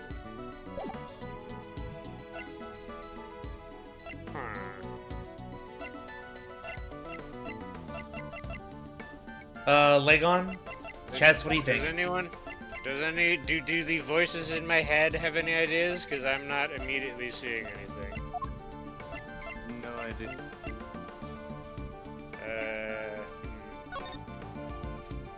There's. You want a hint? Yeah, I think. Sure. There's something else that also has the exact same symbol on it in your inventory. It is the teapot. Oh, wait, what? Oh, right, that's her. Oh, right, I forgot she's using that. If you look at the bottom of it, it's there. Right, I forgot that was also. Man, this guy's coming up all the time. Miss Scone found two letters carved into Miss Scone found two letters carved into Mr. Frost's ice sculptures. I think they were a signature of sorts. After all, it's not unusual for an artist to initial their work. I guess not. That's right, dear. It's just like you said. Tiddlywink statues had the letters PH carved in them, plain as day. And we're going to have a giant misunderstanding because they don't put two and two together that that's just a pen name. PH? Shouldn't it be AF? You'd think so, but take a look at this. It's the seal we found at the crime scene. It seems reasonable to assume that it fell from Mr. Frost's pocket. And when pressed into the surface of an item, it would leave behind the letters PH. The same pottery mark we see imprinted on the bottom of the items in the tea set. Oh, is Frost Paul Halik? The same pottery mark? We have already established the tea set is the work of the We have already established that the tea set is the work of the sculptor Paul Halik. From that, we can assume that these same letters would mark any item out as a From that, we can assume that these same letters would mark any item out as a piece of his work. A fact of which you are well aware, correct, Miss Bound? Well, yes, I know that he always marks his work with his initials like that. He's never revealed his true identity in public, so it's the only way to know his works are truly his. You mean Paul Halik was... That's right, Detective. Artie Frost had another identity. He was no ordinary confectioner, at least as far as Miss Bound was concerned.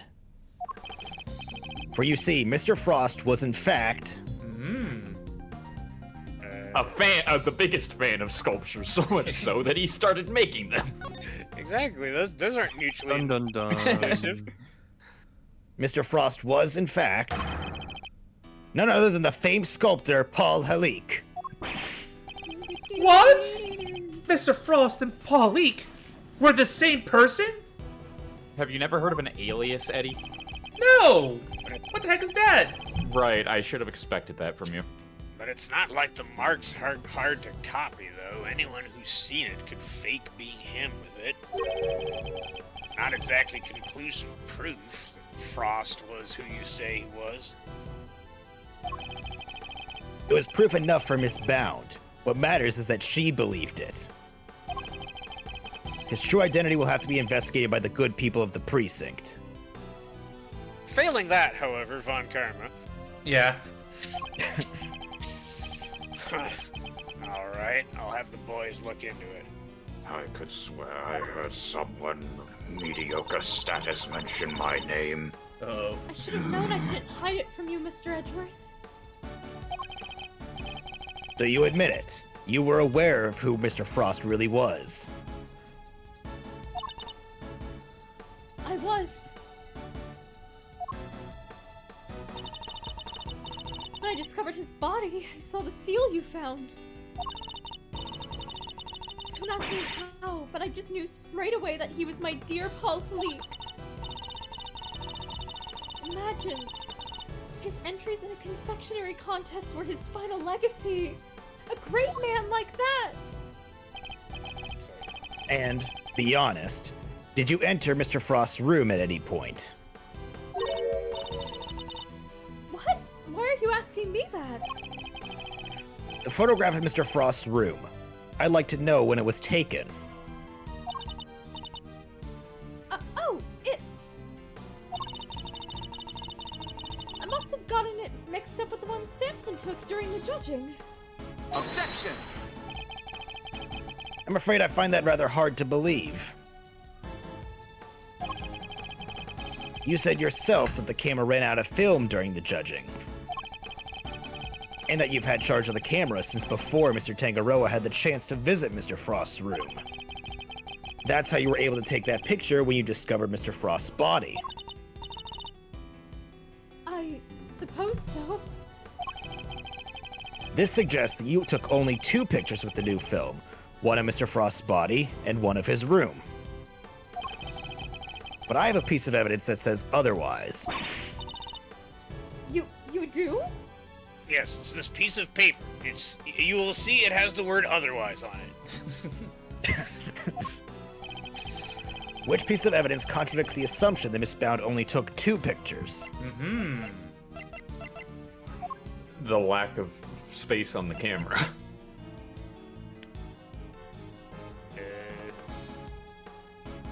Oof.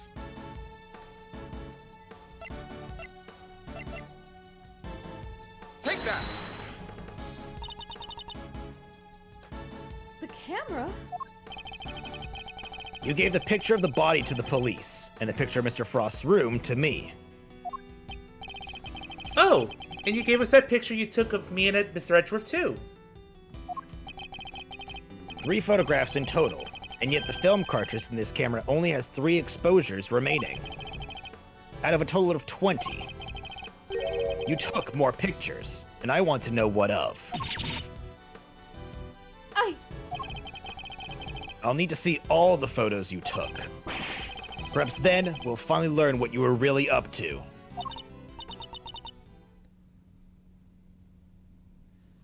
I'm so sorry.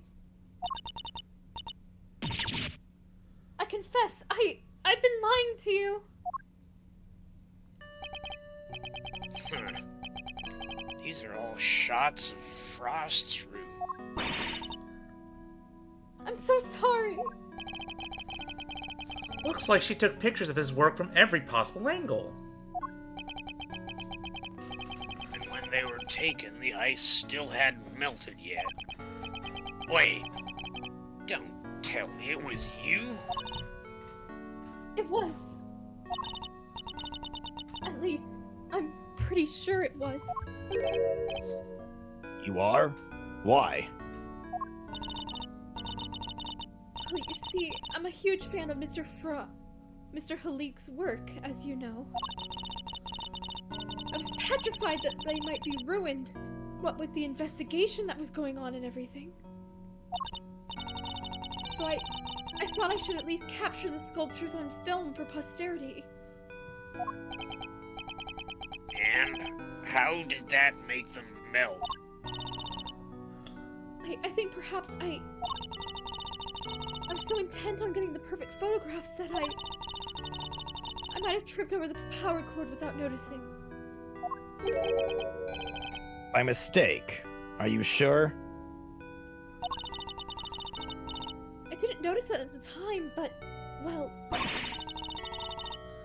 could I have been so careless as to cause the loss of his final masterpieces?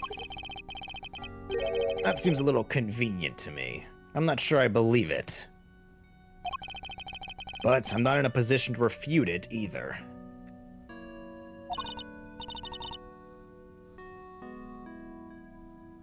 I'm so sorry. I didn't mean to cause any trouble.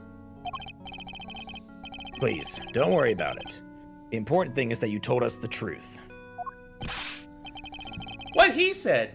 No hard feelings, Miss Bound. You didn't contribute anything, Eddie. Hey, let me be emotional support for once. See? She gets it. Mr. Edgeworth, picture's yours. Hope it helps.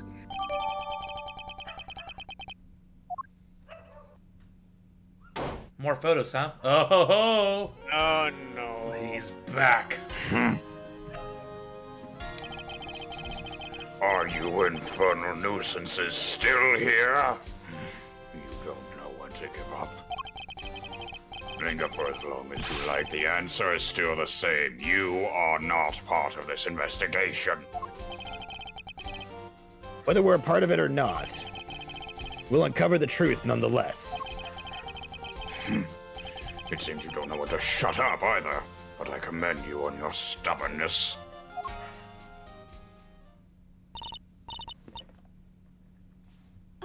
Mr. Von Karma, I'm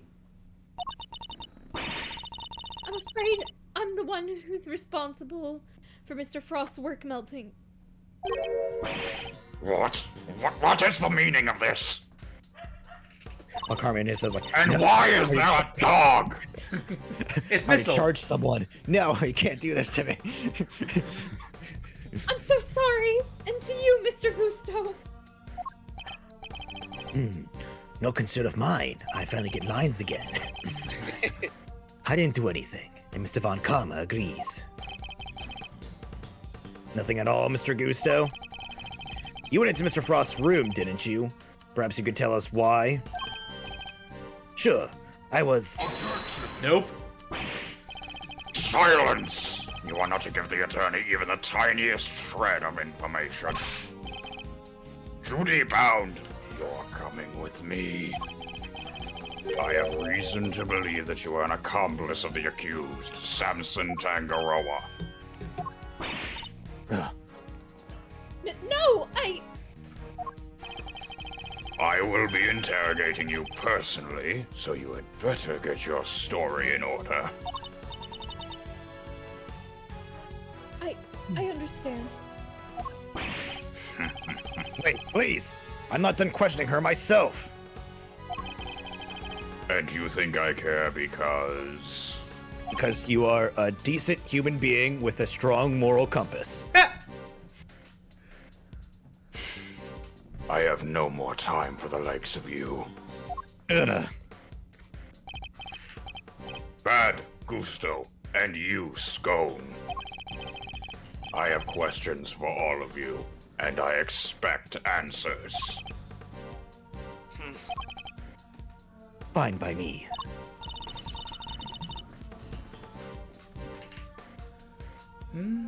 Why are you silent? Oh, at least you could ask nicely, Manykins. Nice? I don't know the meaning of the word. He took literally everyone with him.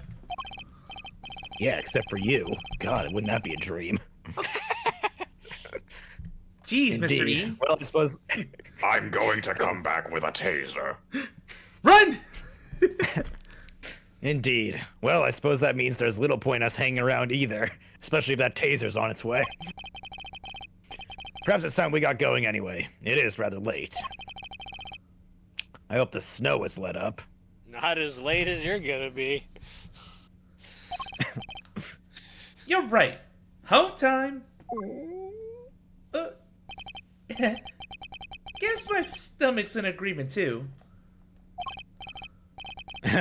All right, let's go grab a burger before my stomach starts grumbling too. Sounds good to me. Let's eat up and rest up. We need to be fighting fit for tomorrow. We will indeed, or at least I will. God knows I'm the only one who's going to be doing any work. And our first port of call will be Mr. Tangaroa. Holy shit, I get lines! You have lines with Mr. Bad. Another! To be continued. Very quick chapter. It's You too, Mr. Tangaroa, have been neglected in the lines department, I see.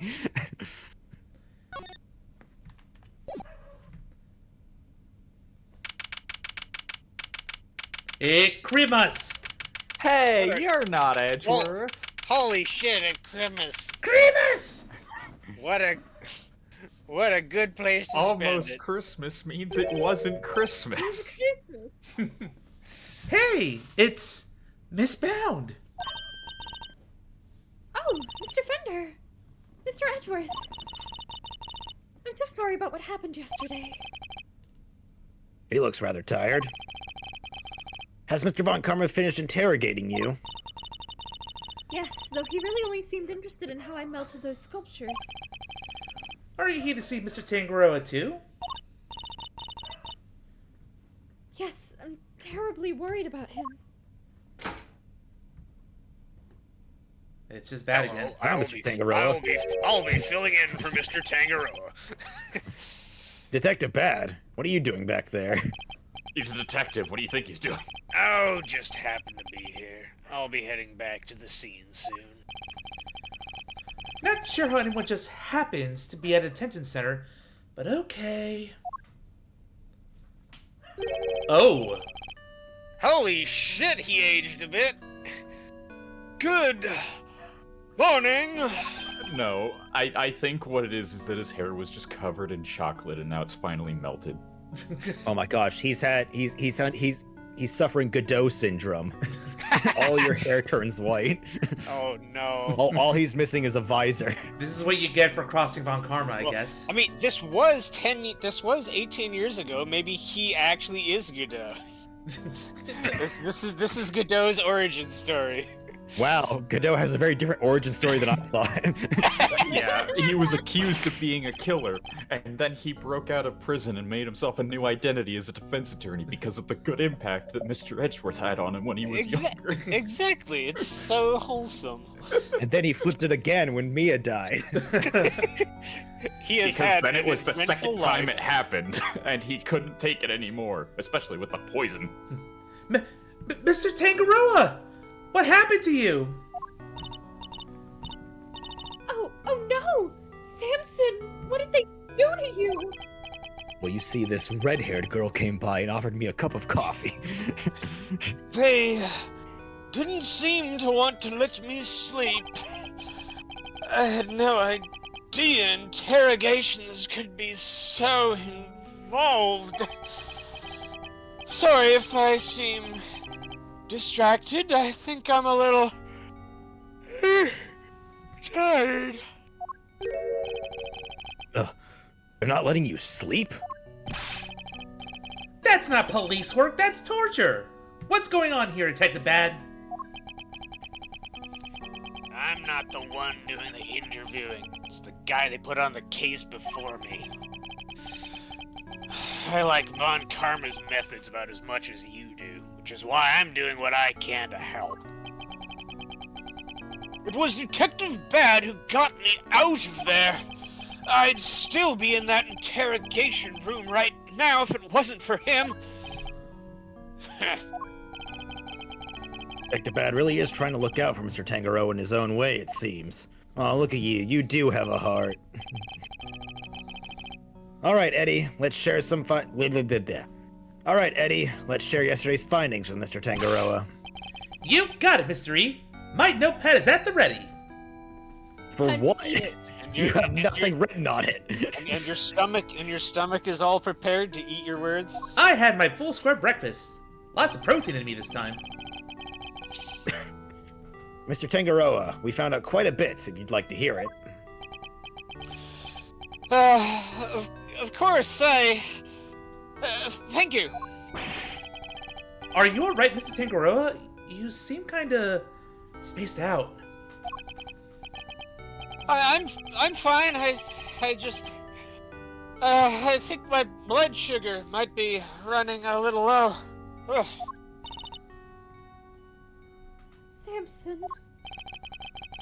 Do we have anything that might give him a little energy boost? Gee, I wonder. Yeah, I think I present first.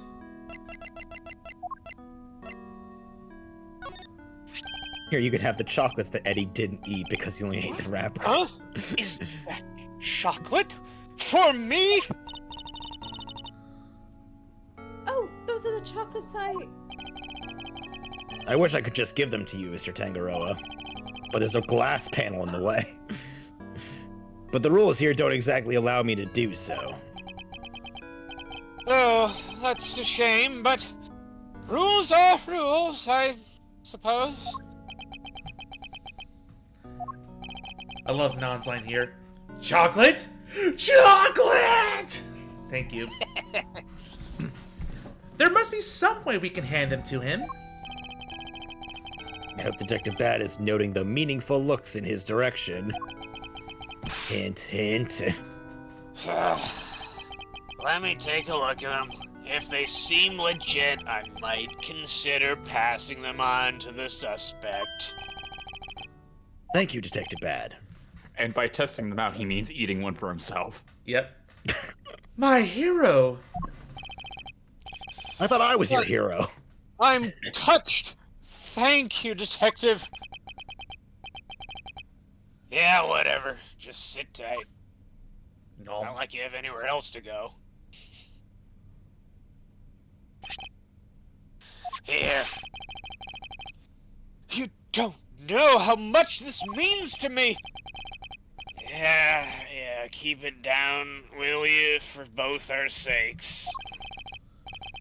Of course, Detective! I wouldn't wish to put your livelihood at risk! Now, to sample these treats... Detective, I apologize for putting you in a tight spot. I didn't do it for you. It was my call. Guess you're not such a bad guy after all. Alright, interrogation's over. Out, all of you, out No, right wait! now. I take it back! Leave the dad jokes to me, Eddie. Oh, the sweetness! I feel like a man reborn! Ha! Were they your handiwork, Judy? Yes, how were they? Get ready to sing. Here we go. Feel them melt, soft and smooth. Chocolate that will comfort and soothe. Ear to ear, head to toe.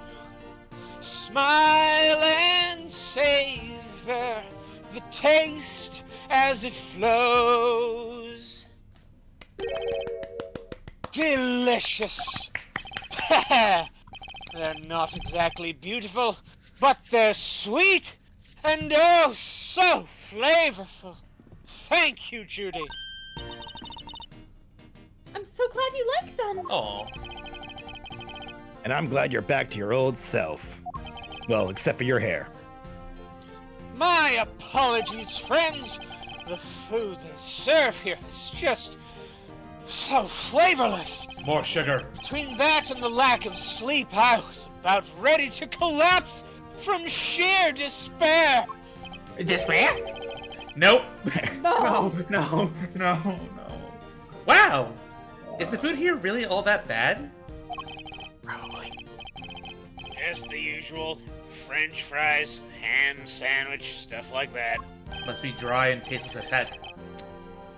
Yes, and yet I couldn't taste a thing! Huh?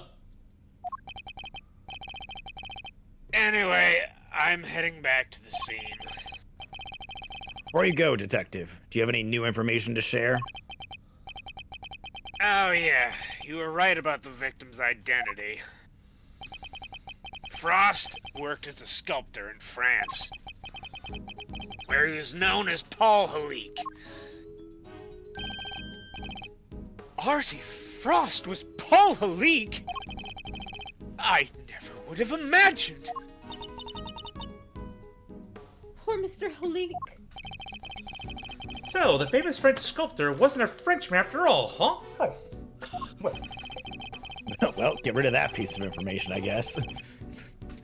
This all would certainly explain why Mr. Halik was such a recluse and refused to show his face in public. He was busy working on his greatest masterpiece, apparently. Bunch of Zodiac statues. You know, I can't help but wonder now, considering that it's related to these Zodiac statues, is the murderer going to be known as the Zodiac Killer? it'll have a name. Well, it's already called the IS-7 incident, but sure. We'll sneak in, aka the Zodiac Killer. Guess I'll never finish them now. He never finished his greatest masterpiece? Nah, seems he was making statues for each season. But he never got around to the winter constellations. The winter constellations? You mean Taurus and Gemini? The two he made out of ice would have completed the set. Yeah, and now they're nothing but puddles. What a bummer. I'm so sorry. Oh, no, Miss Bound. I wasn't blaming you.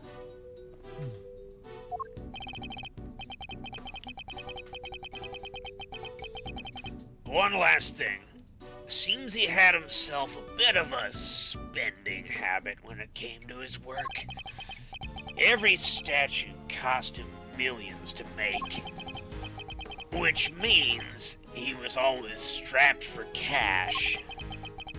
We're checking to see if there's any chance someone called in a debt. Alright, now, pause for a second. This is actually very interesting to me, because this is probably one of the biggest deviations for the fan translation. They translated this line very differently in the localized version. In the fan translation, what Bad says here is that Artie Frost, instead of saying that he was always in debt, said that every statue he made, he essentially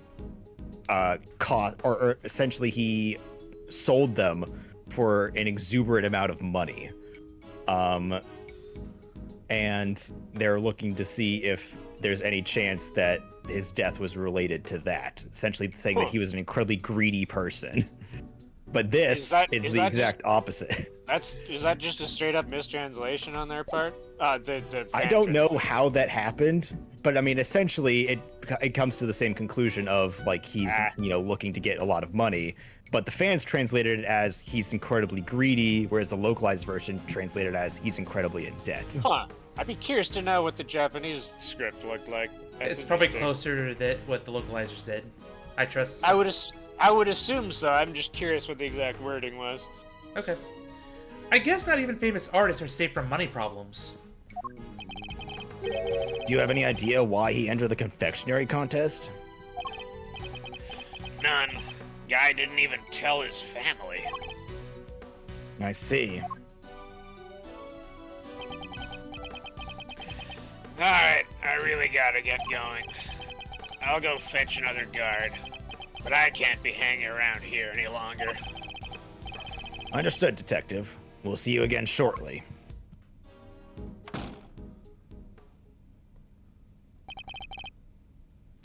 He's a good man. He certainly is. And an uncompromising one. Somebody who can be trusted to stand up for what he believes in. And is scared to pants off anybody new he meets. Nope, that's just you. Now, were you going to tell me about what you learned yesterday? Of course. Allow me to give you a full report. I One was that gonna do hasn't that. been eaten by Eddie. Fine. Nope. One that I wrote and kept away from him. Thank you for that, and allow me to apologize on Judy's behalf. I'm so sorry. It's fine, Mr. Tangaroa. As I told her yesterday, the important thing is that we learned the truth in the end. Now, would you mind if I ask you a question or two? By all means, I'll gladly share all I can. Here we go. What can you tell me about the contestants who took part in the final round of the I contest? forgot to present the badge. Ah, dang. Yeah, I don't think You did that the first time around, didn't you? we I did. don't Or remember. did you? Oh. Maybe we did. Let's see, there was Miss Scone. I loved her design concept. Unfortunately, her entry was in violation of the rules, and so I had to disqualify her. Mr. Gusto's creations were a perfect balance of flavor and design, at least up through the semi-final. But disappointingly, his entry for the final was subpar on both counts. And there was actually something a little unusual about his entry for the semi-final as well. Which was? It tasted identical to Mr. Frost's. They may have looked different, but I could have sworn I was eating the same thing. Huh? And what exactly did his work look like? Oh, there should be a photograph back in my mansion. I'll show it to you later, Mr. Edgeworth. Much appreciated, Miss Bound. But Mr. Frost's entry for the finals, that was truly sublime. So you were able to finish judging it? Even though his body had been discovered in the meantime. Yes, I wasn't aware of what had happened until after I'd completed my assessment. Mr. Frost wasn't in his room when I visited, so I took the liberty of sampling a bit. Part of the lyre, I believe. I'd never tasted anything like it. It was like a dream. I was so moved that I burst into song. Not Would you like to again. recreate that song for me right now, please? Perhaps if you give me another chocolate. Sorry, I'm out of chocolate. Eddie! Oh, sorry, Mr. E. They were so good. Eddie, draw chocolate on the paper and hand it to him. Eddie, you robbed me of an improvised song. I'll sing for you later, Mr. E. Count on it. I'm good. Aw. I'm sorry, but are you saying that the lyre tasted good? And I was about to invite you to karaoke night. I'd like to hear more about that, if you don't mind. Not the karaoke night, but the lyre. You're no fun. Okay. All right, we're back here. Okay, did we show him the thing? I don't actually remember. Just representing You have to click present first, yeah. Go Oh, back. right. You have to Oh, click on right. present. Why do they, There you go. Did we see this? I actually can't remember. I Thank don't you remember, for actually. agreeing to represent me.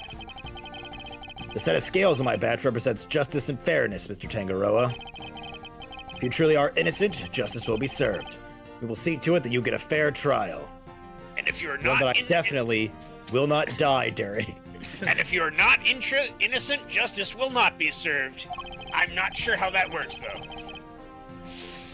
Either way, by the end of it, you will receive your just desserts. Oh, I love dessert. He said it, But not until me. then, I'm going to need you to sit tight and trust me. See, this is why I say leave the dad jokes to me, Eddie. I mean, he is literally a dad. Yeah. I will and I do. Thank you. Okay. All right, we're Now we got that out of the way. the liar. You're quite sure it was the lyre you tasted when you sampled Mr. Frost's work? Why, Mr. Edgeworth, are you calling me a fabricator? Oh, you were so close. You almost had it. You could have been just as much of a dad, had done just as good of a dad joke as I did. We are both fathers in a way. I just have a blood son, you have a adopted daughter. That's true! I'm certain of it. It was part of the Gemini sculpture, which was the only sculpture in that display case. Mr. Tangaroa, would you mind taking a look at this photograph for me? Take a look at this photograph. So the part you tried was the Fabricator, the one shown here without any strings. Oh, there were strings originally. That was the part I ate. So the strings were missing because Mr. Tangaroa ate them all. And he enjoyed them? Miss Scone told us that she ate a part of the Fabricator as well. But she said it was far too salty for her to finish. Then it's true. The truth is, I've suspected for a while there might be something wrong with my sense of taste. Something wrong? How so exactly? There's a taste disorder characterized by an inability to detect salty flavors. And I suspect I've been suffering from it. I eat so many sweet foods on a daily basis that it took a while for me to even notice. But there's no denying it now. That would explain why the food here seems so bland to him.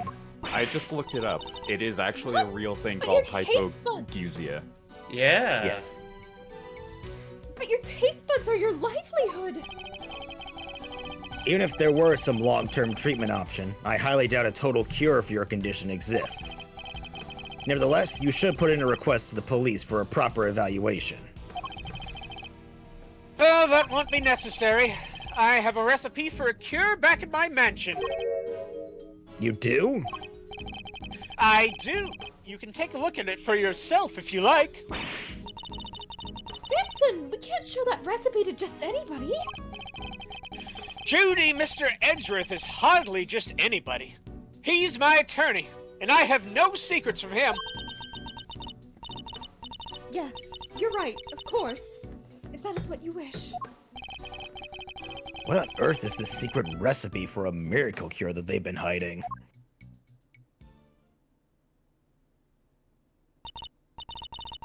Well, I suppose I should be getting back.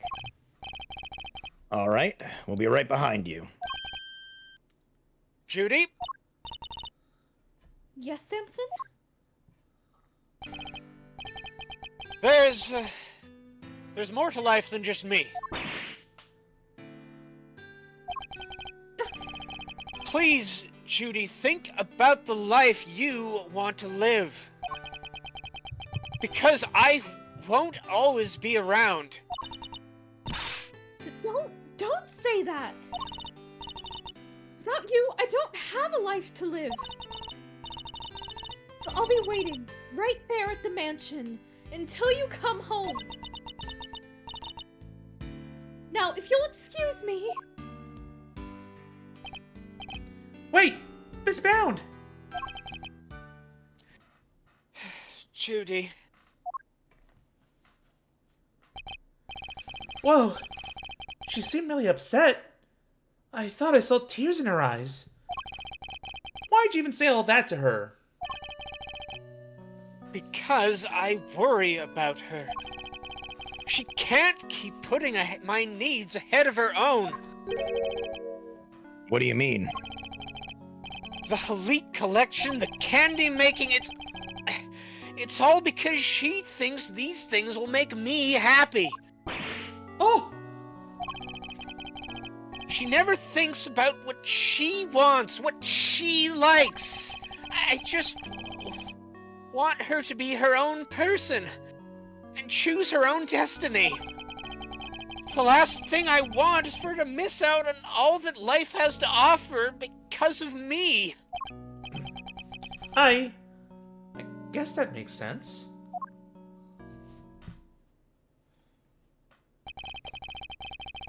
He really does see her as his own child. What parent wouldn't want their child to walk their own path? And what parent wouldn't do everything they could to protect them? I know exactly how he feels in this moment. 'Cause I'm a I think I've good asked you father. everything I can for now, Mr. Tangaroa. Certified dad bonding moment. We, we should be getting back to the scene of the crime. Oh, you're leaving? I see. I suppose I'll be going back to the interrogation room for another session. Ah, yes.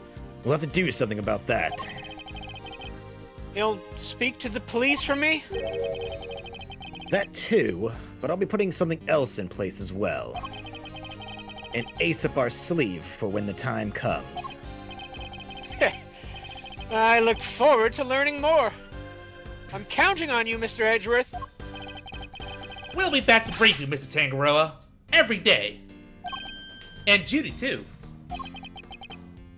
Thank you, Eddie. I'll look forward to it. Mr. Tangaroa, your interrogator will do everything in his power to extract a confession from you. I hate to see an innocent man suffer like this.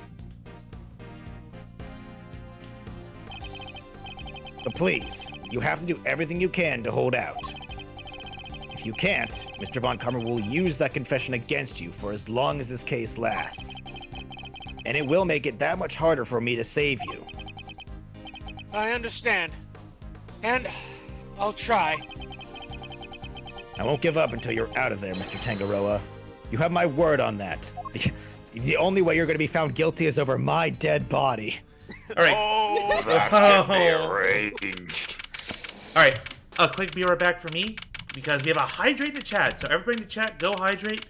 I'm gonna go run downstairs and grab some more water. So BRB. got my water bottle right here. BRB. Thank you, chat. You're free to continue into my next line. So I have my BRB.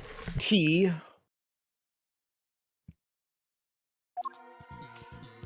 Because you can't be an Edgeworth without drinking some tea.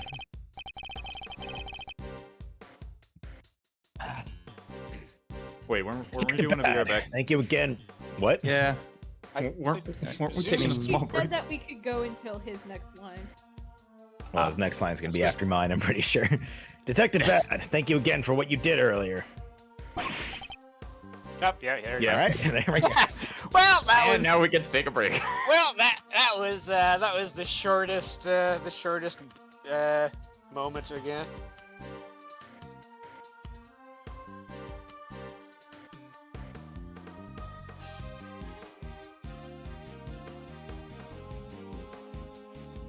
And I'm back. Welcome back. Yeah, thanks a ton.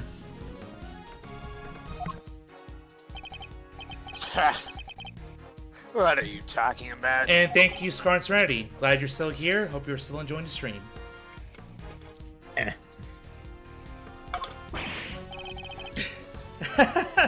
There's no need to be shy about it.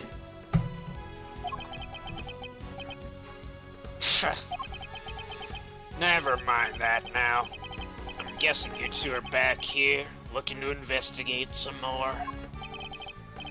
We are indeed. We'll need something solid if we're going to save Mr. Tangaroa. Well, I hate to break it to you, but apart from this room, the whole place is on lockdown. What? But we need to see those other rooms. This is Mr. Von Karma's doing, I presume? Who else? Haven't seen the autopsy report yet either.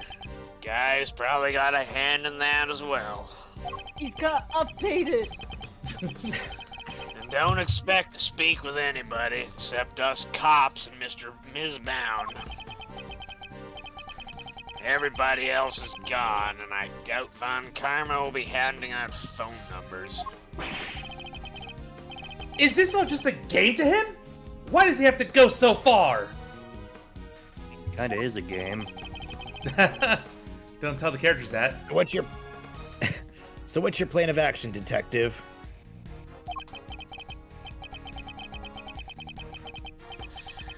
Same as before. Do what I can to help you uncover the truth, as I promised.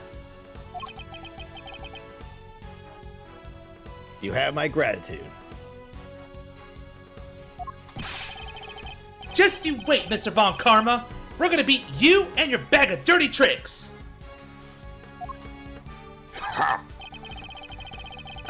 Detective, maybe. Detective, maybe we could conduct a brief investigation of the area. Sure. Like I said, everywhere else is off bounds. Probably won't be seeing those rooms again.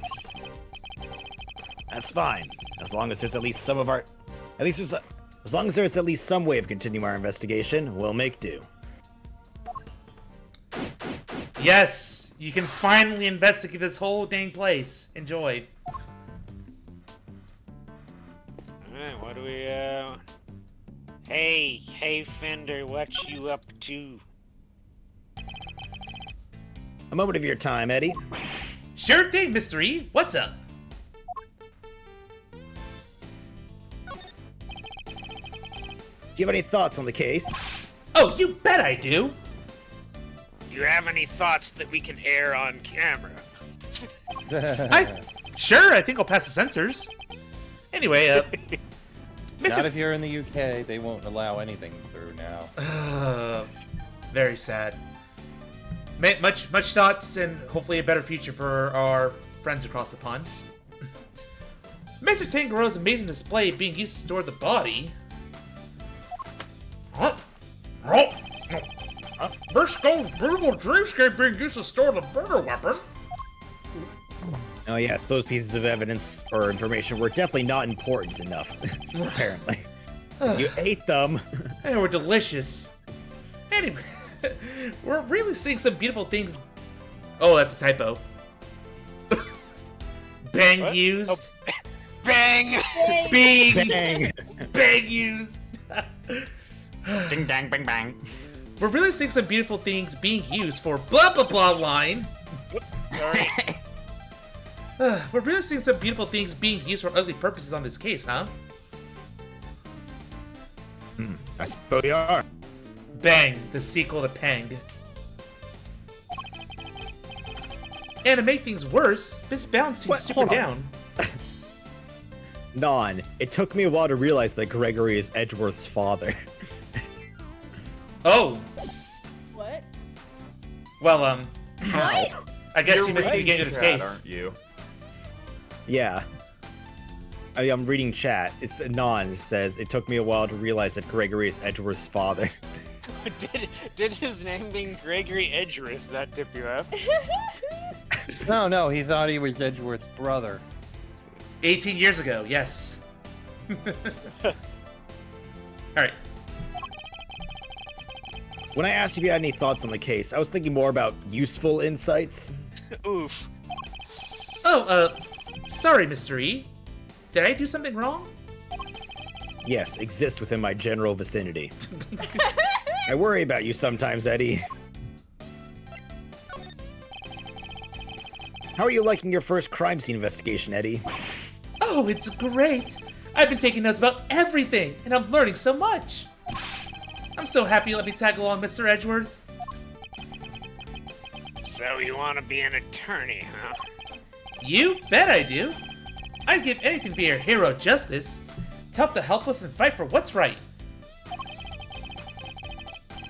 The first time I saw Mr. E do his thing in court, I knew I'd found my calling. You know, cops look out for people too. Sure, but I want to be an attorney. Well, good luck to you. I get the feeling Detective Bad might be pining for an apprentice of his own. You can take him. Here, he's yours. Please, take him away from me. Did you share with me the badge? I think you did. I think I did earlier in the case. Yeah, let's keep going. It seems these instruments are used on Mr. Tangaroa and Miss Bounce's TV show, Big and Bob. There's some of the few things in here that aren't made of candy. Except for But the imagine drum if they set, were. maybe. Is it just me, or does the detective seem a little disappointed? He wants to eat everything. Hello. Extras time. That's Legon and Overgrowth, was it? Leon and Katie, I believe. Yeah. Authorized personnel personnel only beyond on this point, I'm afraid. This one has DID. Meaning what? I'm not authorized? Sorry, sir. No authorized personnel. Well, that's mutually exclusive and collectively exhaustive. Also, No one. wait, guys, look. Bad has a Santa hat. Oh my god, he does. It looks like he's wearing a Santa Not even hat. Santa Claus is authorized to enter. How dare you? This is Christmas, sir. It's Christmas. It's Christmas. Yes, that means he should have already been and gone by now. Oh my goodness. So nobody allowed. Let me guess. Von Karma's orders? Guy's really starting to grind my gears. You can also talk. Oh, they all say the same thing. A Santa Claus statue. Is this made of candy too? That door leads to Tangaroa's room, so yeah, could be he made that thing too. Speaking of Santa, that reminds me. So I need to find a present for Miles. Yo! Cry! Wow, talk about last minute gift buying. That's fine. Right on the you know holiday. I'll just take the money out of Eddie's paycheck. Get him another law book. He wanted an attorney's badge. I wonder if Mr. Tangaroa would make one out of candy for me if I asked. Oh jeez. Father, why'd you give me a piece of candy? That's the door to Gusto's room. I guess the candy reindeer is meant to show the way. Big antlers like that must be a bull. I think not. Male reindeer shed their antlers in winter. Fun fact, reindeer are the only species of deer for whom females have antlers. Hey! Yay! Awesome. Therefore, this must be a female. Thanks, Mr. Trivia. Attorneys. They don't teach you about reindeer in law school, detective. Yeah, don't feel too bad. This is quite the trophy. Awarded to Tangaroa. First place, International Confectioners Association Annual Spectacular. It's made of candy. Guess it wasn't meant to last forever. Makes sense. Prizes, fame, none of it lasts forever, right? I doubt it's anything quite that deep. I think it's just a trophy, dude. Where does this elevator go? Second floor. Tangaroa and Bound live up there. Sounds like they live a pretty charmed life. Tea parties, candy making, that kind of thing. Where does the elevator go? It goes up and it goes down. They even have a garden. Must be nice on a sunny day. That does sound nice. Perhaps they'll invite us when all this is over. I'll definitely still be alive by the time they're back out on the streets.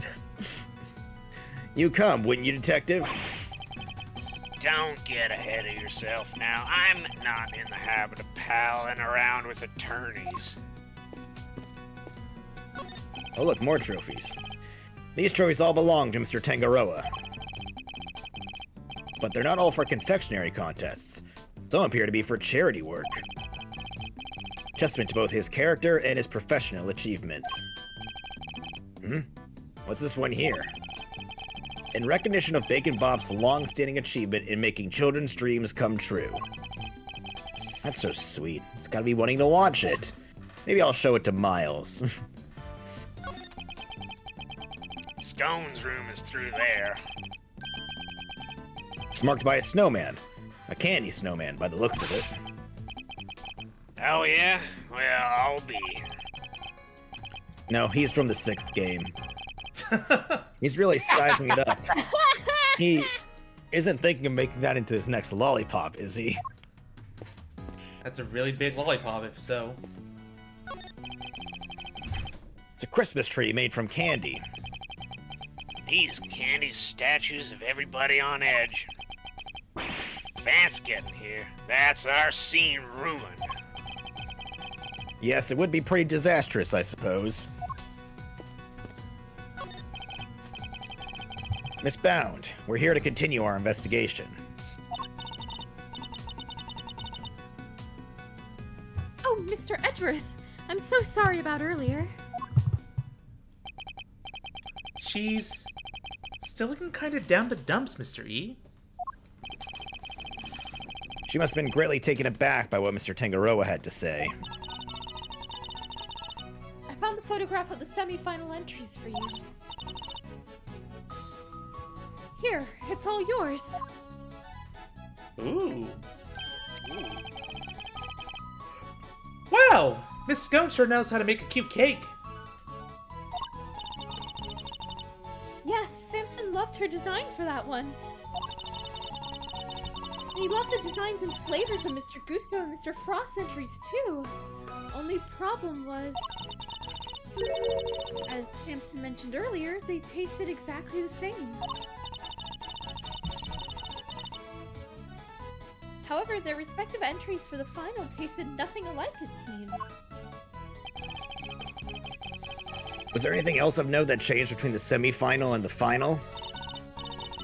Nothing major, but I guess there was one thing. Mr. Gusto's son was always there with him throughout the contest.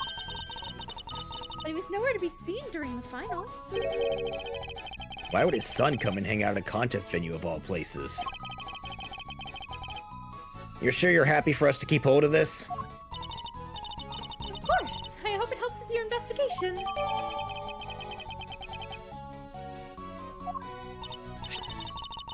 Oh, and I also have the book containing the recipe for the cure Samson mentioned. Huh? We've seen this book before.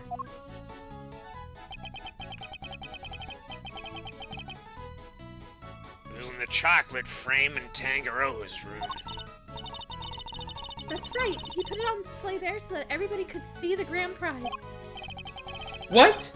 The cure is in the Ultimate Cookbook? So it's not a book of dessert recipes, I take it. Oh no, we told the contestants, of course. But I guess nobody told you yet. So the contestants all knew what the Ultimate Cookbook was this whole time. Crazy. I'd like to hear more about the cookbook, if you don't mind, Miss Bound. Did we present her the badge? I'll do that after. I don't think we did. Also, I don't No, we think you haven't talked yet. to the guy in front of the fountain. Yeah. No, I don't think we have yet. We'll get to him. I So sure if I hope understand correctly, the Ultimate Cookbook is actually a collection of recipes for different medicines. Exactly, or rather, totally new medications that haven't made it to market yet, to be precise. This is definitely not illegal. Yeah, I was gonna say, FDA approval exists for a reason. To the right buyer, a pharmaceutical company, for example, it would be worth a fortune. But why make that the grand prize in a confectionery contest? Mr. Tangaroa is the sole heir to the Tangaroa family fortune. Perhaps you've heard of the Tangaroa group? The Tangaroa Group? Yeah, I think I heard of them somewhere before. It's a major pharmaceutical corporation. Sells all kinds of pills and poisons. Oh yeah! That new Cold Killer Pro has been making some real waves since it went on sale. Haha, reference. Cold killer. Oh yeah. I always reach for a cold killer when I'm feeling under the weather. Maybe they'll come up with an X version. Which is never, as far as I've seen. I'd like to hear more about the Tangaroa group, if you don't mind. Before that, badge. Badge.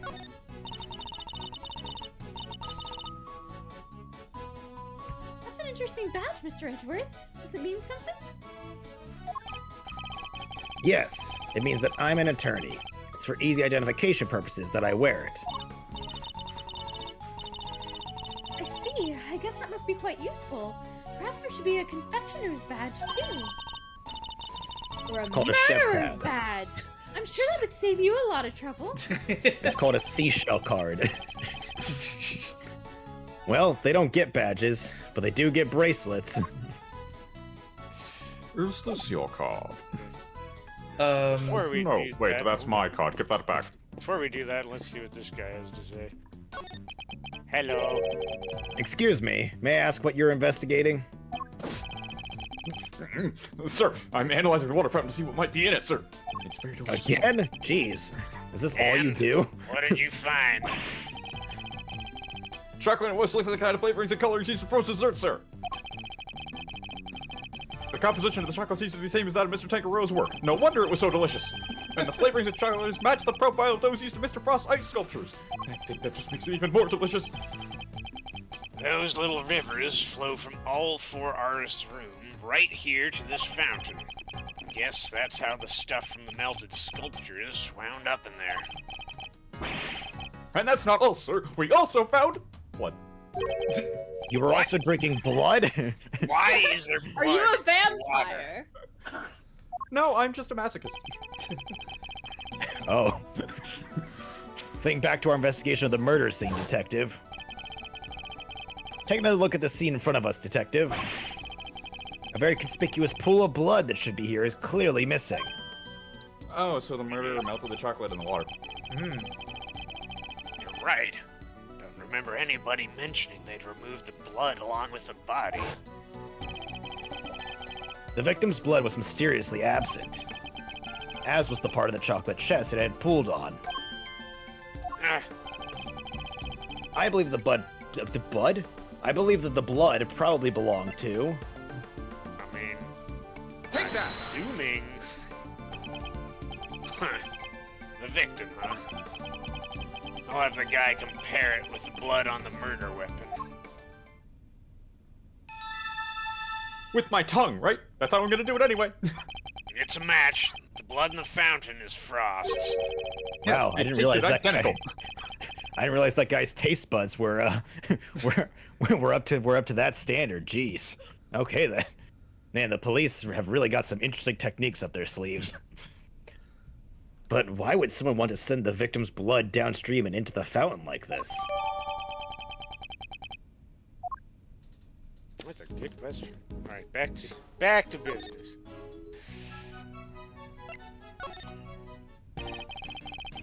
So, did Mr. Tangaroa not want to take over for his parents and go into the family business? No, he preferred the idea of making people's lives better through the power of confectionery. Yeah, because fuck Big Pharma. And his parents supported him in his quest to become the best in the world. And when they passed away, he inherited the cookbook. But why would he make such a valuable heirloom a mere contest prize? Also, has the Tangaroa group never heard of patents? Like, why put it in a secret cookbook? He's been hounded by so many people looking to make that book their own. He was tired of it. Again, patents. You don't need to have a secret cookbook. You just make it illegal for people to make the things.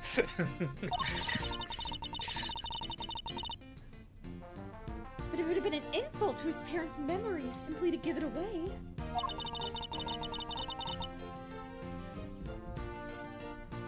We decided to find somebody he felt was worthy of it. I'll bet the board of directors loved that. Handing over the fruits of all their expensive research to someone else. They hated the idea, of course. Patents! Patents, you... What? Which is why Delicia entered the contest.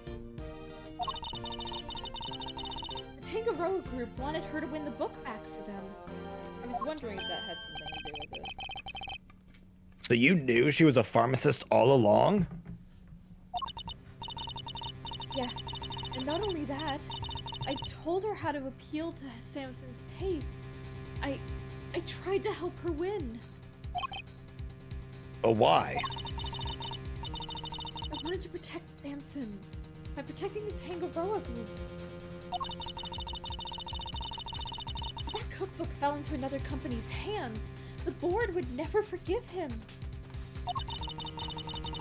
So I wanted to find a way to keep it with the company, but in a way that Samson couldn't object to. So that's how Miss Scone managed to make it so far in a contest she had no business taking part in. But Miss Scone wasn't the only one pretending, was she? Mr. Frost wasn't really a confectioner either. And he still made it all the way to the final, just like she did. Not bad. It's kind of like, I'm just picturing everyone taking their masks off and being like, is anyone here actually a confectioner? I might be, sir. I didn't know how good confectionery tastes. Yes, it's unbelievable, isn't it? Such a talented sculptor and a gifted crafter of desserts, too. Well, we haven't really confirmed Gusto's backstory, really. Gifted indeed, judging by the standard of his work in the final. I mean, clearly he's just My backstory. He's just a samurai posing as a confectioner. After learning the way of the sword, I decided to turn my swift movements into sweet candy. But how did one man produce pieces of that size and quality in such a short period of time? I'm not sure I have much more to tell you. The animals that taught me the way of the sword, I decided to immortalize in candy for. And so I must travel to Zhengfa to learn the way of the furries.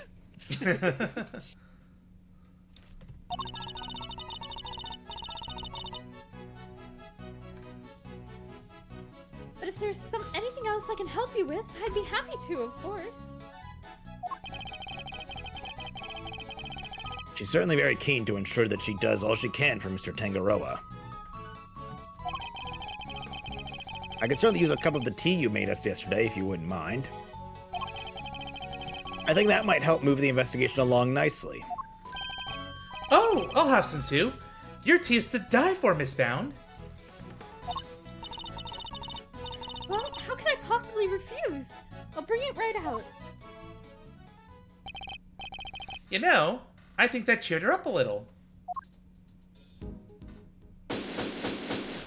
Yeah!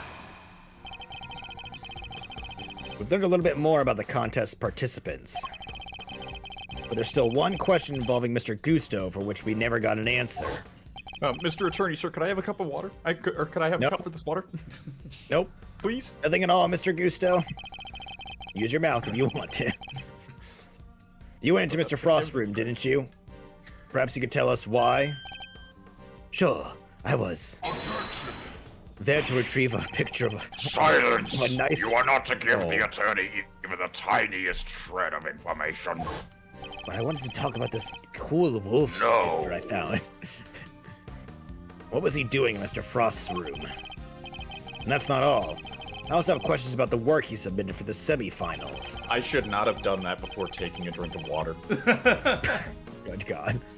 A confectioner who admits to lacking design sense, and a sculptor who with it in spades. Mr. Gusto could not have hoped to win such a high-level contest by himself. Which is why I'm beginning to wonder if there was some sort of connection between him and Mr. Frost. Detective? I need to ask Mr. Gusto a few more questions. His story still doesn't quite add up for me. Me neither. We need to figure out how to get in touch with him. Is this Frost? Is this Gusto? This is Von Karma. Oh, do you now? I had water this time.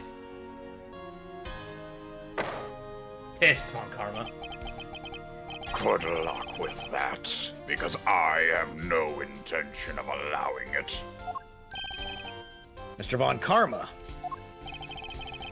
I'm already in the midst of my own investigation into Gusto. So there is no need for the likes of you to pester him with the same questions again. I will, however, be happy to answer any questions you might have. I'm not sure you'll enjoy the answers. Oh well. He seems dead set on preventing me from talking to Mr. Gusto. In which case... Fine. Then allow me to take you up on your offer. Very well. What is it? I'd like you to tell me about the connection between Mr. Gusto and Mr. Frost. Here we go again. Oh, one of these. Yes! The connection between Gusto and Frost? It was simply a matter of coincidence. They both happened to be taking part in the same contest.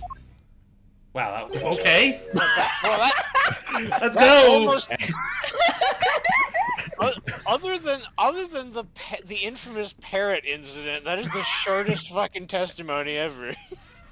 And that's all? Von That was Karma's two spelled lines, Ipsy. dude. What am I supposed to do with that? That's all I have to say to you. If you Why can't did work with just that, then I should not Why have did said they even anything. turn this into an interrogation? What? But that doesn't help us at all. That's the We'll have to point. confront him with evidence if we want to draw the truth out of him. I look forward to the day that he becomes an attorney. Oh, don't An worry. easy That'll be... victory for me. Hey! Trust me. I can hold my own. Between you and me and Von Karma, it'll be over my dead body that becomes an attorney. You're just gonna keep It's making imperative that we again do. and again, aren't you? He will stop making that joke over Gregory's dead body. Exactly. This joke will end over my dead body. And it's imperative that we do. He's clearly hiding something. The world will be held hostage over my dead body. Then I will be doing the world a favor. Well, good luck. Get more All information out of him. Alright, well, yeah, you don't have much to go on. Yes, there must have been a connection of some kind. And if you would cease your baseless interruptions, I will happily tell you what it is. Just nothing. If this were a courtroom, I would have you removed for contempt. But isn't that solely the judge's purview? Yeah, Judge Von Karma probably would have dancing to his tune. What? Even judges are scared of him? I still like the bit right at the start of the courtroom thing in case 4 of the original Ace Attorney, where he's like objection, leading the witness, sustained. And the judge is like, but I'm supposed to no questions, sustained. Yep. Okay. Silence, you fool. Iconic Von Karma shit. moment. Wait, no, I lie. It won't be an easy trial, that's for sure. Please, Mr. Von Karma, continue.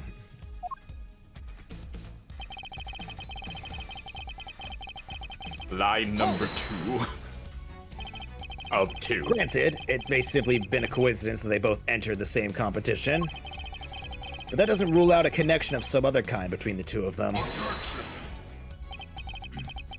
I do hate to repeat myself, but if you do not have any pertinent evidence, then kindly keep your mouth shut. Guess I'll just have to do what he says for now. At least until I find the evidence that proves Mr. Gusto of Mr. Frost's connection. Still, the look in your eyes speaks volumes. Well, go on then. What are you trying to say? Make up your mind, will you? Should I keep my mouth shut or not? It seems Mr. Von Karma is keen to keeping us away from the truth. No, really? Which means the truth must be inconvenient to him somehow, right? Mr. Gusto and Mr. Frost had something in common. I just need to present the thing they shared to Mr. Von Karma. I think you know what it is already, Bright. You got this. Well, I mean, we know that neither of them were actually confectioners. Something more direct than that. You dare accuse me of not being a confectioner? Confectionery is my livelihood. Oh, right. That wasn't Mr. Gusto. That was what's her face? Delicia. Yeah. I mean, this, I guess. Well, let's find out. Objection. Yep, that's simple. You actually had evidence? Holy shit! I wonder if you could look at the 2 confections in the foreground for me, Mr. Von Karma. They were made for the contest semi-finals. Both are quite exquisitely crafted, would you agree? Ananalala Dreams is now following. Hello, and it's a raid. Double blessings on my end. Last minute raid. Hello. Oh, yes. Objection. Hello, everyone. Hello, Ananalala Dreams. Sustained. Yes. Hello, Raiders. Welcome to our dub stream. We do this every Sunday. We are in the middle of case 3 of the second game of this awesome theology. And another follow! It keeps going! Oh no. Hepcat713 with the follow. 2 falls in a row. Hello, welcome. Analala Raid. Raid, yes, hi. I'm glad you're all here. If you're not sure about who I am a variety streamer. I'm this big Van Pegasus over here. I tackle a lot of narrative-driven games as well as action RPGs and just pretty much cleaning out my gaming library with a lot of good friends. And I like to call up a lot of people. So, a quick schedule. We're doing dub streams on Sunday nights. Tuesday nights we're doing Hollow Knight as of the moment. And then Friday, for the past, 8, 9 months now, we have been doing freaking Elden Ring. We shall not spoil. Oh, you're playing this game right now yourself? Cool. Yep, I played the game before, but this is my first time with localization. So, again, thank you for coming. We're having fun. Let us proceed. Yeah. Both are quite exquisitely crafted, wouldn't you agree? Get to the point. As the nameplate suggests, these were Mr. Gusto and Mr. Frost's entries. Mr. Gusto told us that the confectionery design was far from his strong suit. And yet, his work in the picture is just as good as Mr. Frost's. Exactly as good, in fact. Can we actually look at the picture for a moment? Yeah? Because it's like they both have the same flowers. Yeah, that was the thought that I was having as well. Yeah, they basically have the exact same design, and like the unicorn's mane looks almost exactly the same as the phoenix's feathers. And a horn and beak.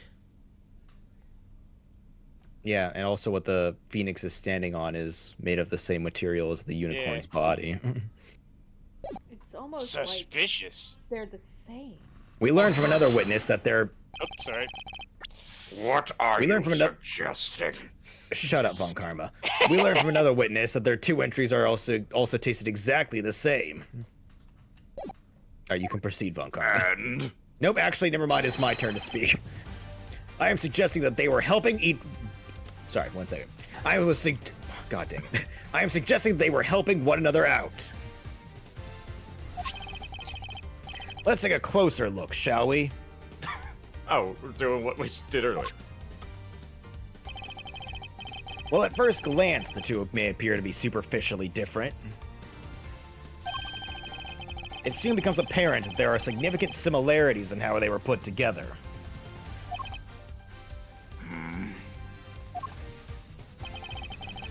They are made of the same ingredients, taste the same, and share a similar design aesthetic. This picture is proof positive that the 2 were working together.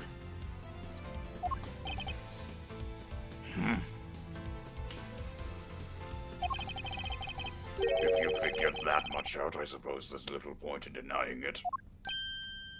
Huh? Mr. Von Karma knew all along that they were cooperating? But I'll warn you, none of what you're about to hear will be to your advantage. Here we go again. No bullshitting. How do you like a one-sentence And presto testimony? Let me confirm what you seem to be so desperate to prove. Gusto and Frost were indeed working together. Gusto spelled out the details of his relationship to Frost during his questioning last night.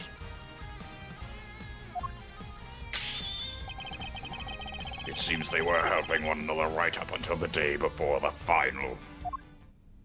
The short one. So, you knew that the 2 were cooperating. Mr. Von Karma, why are you trying to bury the truth?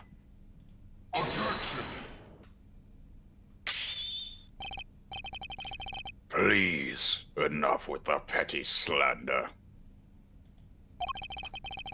I merely wanted to avoid you poking your nose around before I could provide proper context in court. It simply slipped my mind to explain that to you. It doesn't explain why he's being so slippery with the facts, though. I need to figure out what it is he's hiding. I can't let things end like this. So, Flair, I do think we're getting close to the end of this chapter. So, shall we proceed in your opinion? Yes. Let's do it. This is the last cross-examination of the chapter. All right, what are we doing, guys? Preston. How dare you? So you did know that there was a connection between the two.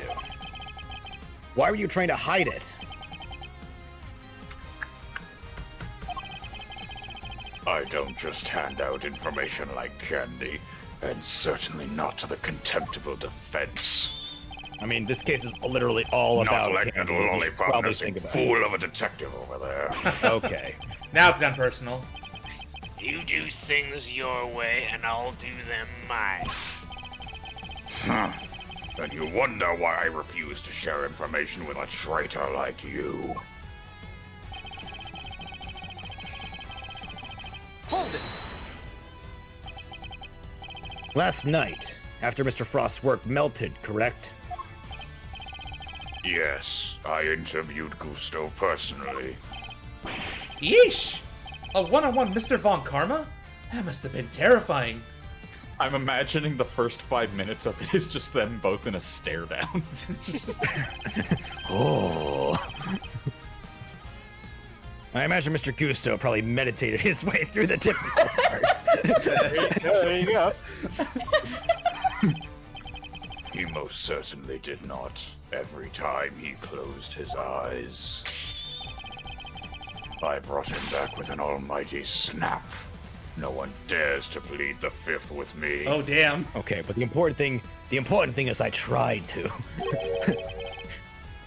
Did that even work on him? And that is how I was able to perfectly learn every last detail of Gusto and Frost's relationship. Even the parts I did not want to know. Oh my. But why were they cooperating? Gusto's sense of design is subpar, and Frost was an amateur confectioner at best. Neither of them stood a chance of making it through the contest alone. So what was their end game? Why cooperate only until the day before the finals? Gusto claims to have ended the scheme. Allegedly, he wanted to win the final on his own merits. His one and only goal really was to be crowned the world's best confectioner. And his pride would not allow him to do so with the help of another. Cheaters can only ever win with hollow victories, I guess. I was under the impression that their collaboration only lasted through the semifinals. But I'm starting to think it might have lasted up through the final itself. Mr. Von Karma, I'd like to ask you something more about how long they worked together for, if you don't mind. If you must. New line. Oh, it was a new line for Von Karma. Well, it was the same as a line that's already been read. Oh, really? Yeah. Oh, my bad. Before you ask, I'm not objecting to your characterization of Mr. Gusto's design sense. Yeah, he admitted himself he isn't all that great. Seriously, I He tried to draw made what he for you. alleged to be a likeness of me. Just thinking of the abomination he came out with turns my stomach. When I look at you, Mr. Von Karma, I see a great and mighty wolf. Here, do you like it? Yeah, I kind of like Join the the guy's work. furry. That is a square. Oh, Become well, at least it can pass for one of Judy's chocolates.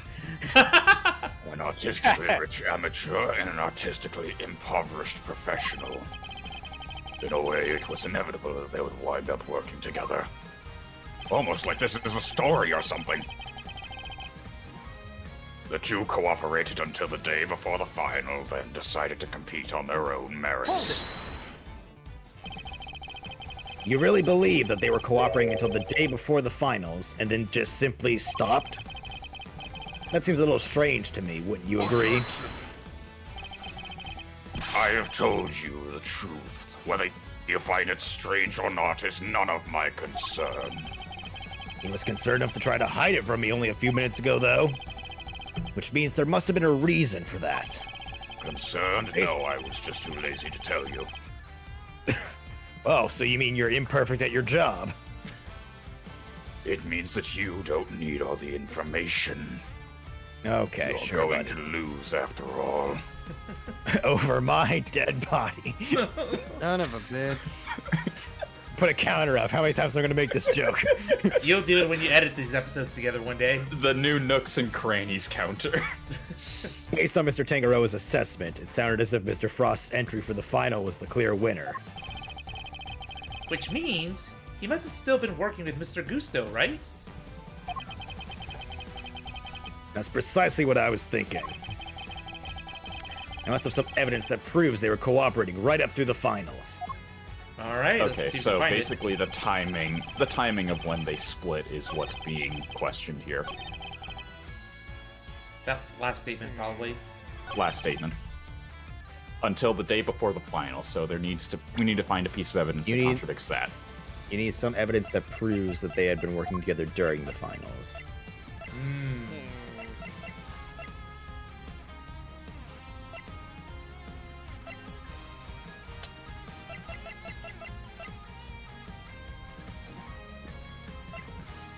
I don't have the slightest idea. Does anyone from the Peanut Gallery have any thoughts? Why? I got nothing. I am. Leg on? I have been falling asleep for the past hour. No! I have been too busy reading lines. So, you need something to prove either that Gusto's finals entry was well designed, or that Frost's final entry tasted good.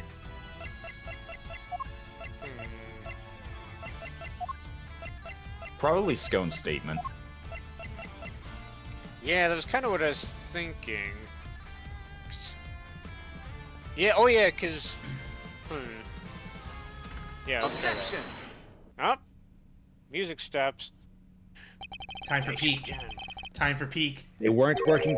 Oh shit. They weren't working together during the finals. I find that a little hard to believe. Miss Scone is on record as having described Mr. Frost's creations as scrumptious. And while he was certainly skilled, I doubt even he could have become a world-class confectioner overnight. It seems far more likely to me that he and Mr. Gusto were still cooperating during the finals. How many times must I explain this to you? Assertions require proof, and one person's entirely subjective statement is not proof of anything. Besides, even amateurs can occasionally make delicious food. Perhaps Frost was simply lucky. My wife, for example, yes, I have one, is an amateur whose cooking puts first-class chefs to shame. Wow. You have a wife? Wait, man, Von Karma character development Guys, and lore, like, Where do all you think Francisca came from? Exactly. A whore? Prostitute. A bastard child. We're claiming this now. How is that not an entirely subjective statement? Furthermore, you are ignoring another crucial part of the pharmacist's testimony.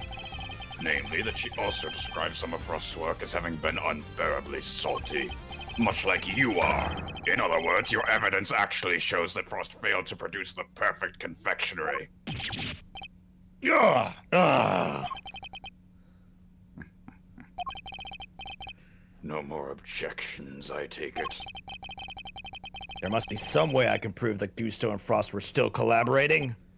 Mr. E? Are you gonna be helpful? There's something that's been on my mind. He's occasionally helpful. There's only one person in this entire series who's never helpful. Ooh, who's that? Very butt. Yeah, it's named Larry. Yes. What is it, Eddie? Mr. Frost's entry for the finals. Wouldn't have it taken a while to make? I would imagine so. Making flavored water, freezing it all, and then carving 2 whole sculptures? Could he really have done all that and help Mr. Gusto with his work? If it was me, I'd have barely gone as far as to setting the flavor of the water up to the freeze part. I just can't see how Mr. Frost could have pulled it off. Perhaps there's some literally instinct in you after all, Eddie. Eddie did something useful. Oh, no, happy knowledge. Your ponderings certainly point to another possibility. Eddie's right. For once, that statement is actually going to leave my mouth. Yes! Mr. Frost would have needed to freeze his own large blocks of flavored ice to create his art. And there wouldn't have been time to do that during the contest itself. So what must Mr. Frost have done in order to finish his flavored ice entry within the time limit? Aha! Big question. Well, it clearly can't be this one because we just did that. We just did that before.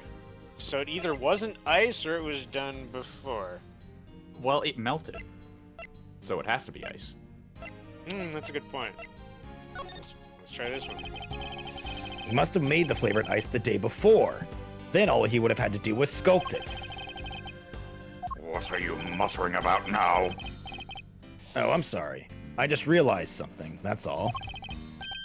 I realized that you're correct. What? Mr. E? I hope you know what you're doing. Oh, accepting defeat at last, are we? The only thing I'm accepting is that perhaps one of the things you said was true. They were helping one another right up until the day before the final. Just as you said, the day before the final really did mark the end of their collaboration. Mr. Frost's entry was carved entirely from blocks of flavored ice. Ice which would have needed at least a day to freeze. And whose flavors would therefore have already been prepared by Mr. Gusto.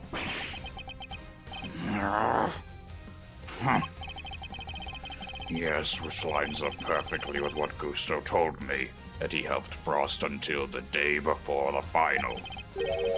In that case, why didn't Mr. Frost reciprocate and help Mr. Gusto in return?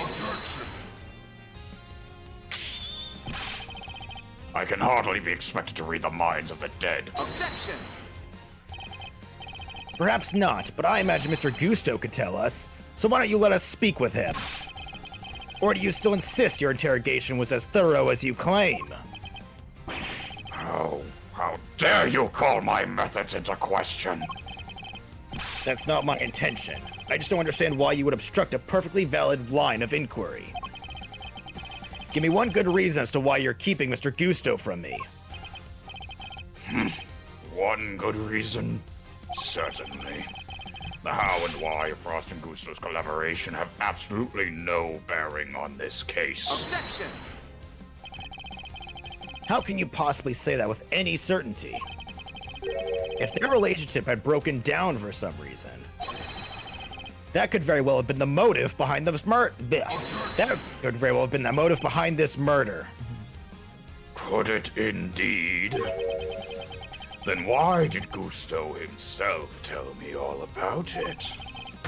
Why did the man you seem so keen on accusing share the details of his collaboration with the prosecution? Please tell me you have some proof to back up your preposterous suspicions this time. Mr. Gusto only acted suspiciously one time that we know of. And I imagine Mr. Von Karma is aware of exactly what that suspicious action was. Which means this is probably a trap.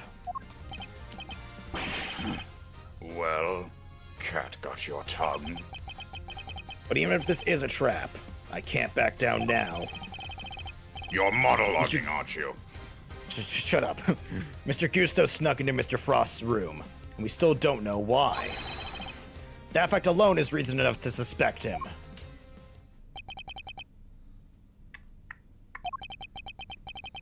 If that's your only concern, then allow me to clear it up for you. I knew it. It was a trap.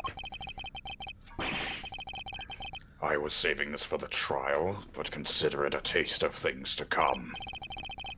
Plus, I'd hate for the proceedings to drag on because of your needless interjections.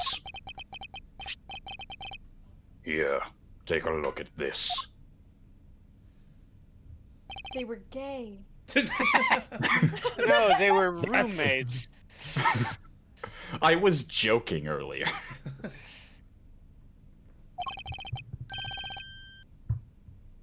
Gusto and Frost and their sons. Oh, they were Oh, gay. wow. A gay couple. Right. In this day and age, wow. That's Either that, progressive. or they were just happened to be two friends who each had a son with wives of different people. It's a messy. Gusto That's snuck impossible. into Frost's room in order to retrieve this photograph. But why? Because he didn't want anyone to know he was gay. It seems their sons attended the same elementary school. And those are the only details I'm going to remember. Gusto was concerned that the fact of Mr. Frost and his acquaintance might place him under undue suspicion. A concern that you have just proved was entirely well-founded. Ugh. Gusto's actions make perfect sense, and you have given me no reason to believe otherwise.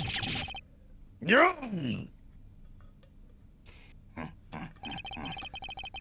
He's never gonna let me talk to Mr. Gusto. Now, if you are quite done obstructing my investigation, I have things to be getting on with. Apparently, they're talking about some spirit medium. That smug, self-righteous jerk! Not given something to be getting on with! What do we do, Mr. E? Mr. Tangaroa is finished if we can't figure something out!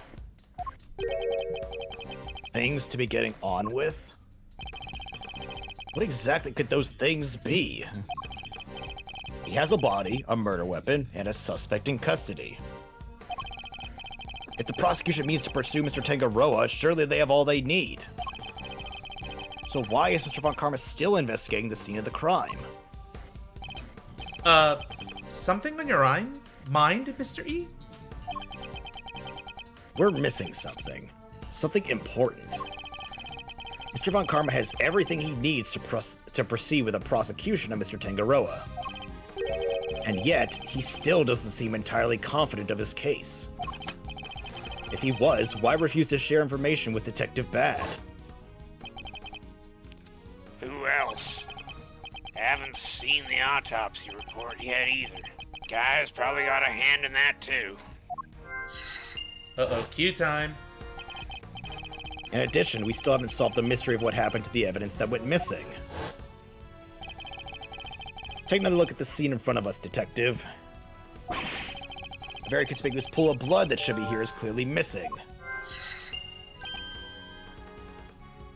No, we already know that the blood was in the water with the guy with the magic tongue. You're right. Don't remember anybody mentioning they'd remove the blood along with the body. Evidence that turned up not in Mr. Tangaroa's room, but in a most unusual place.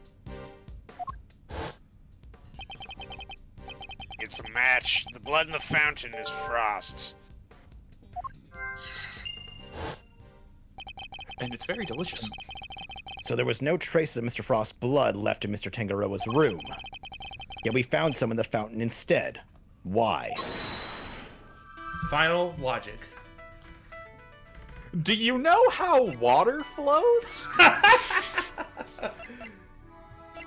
Oh, I know this. I know it flows upstream, right? He's still listening.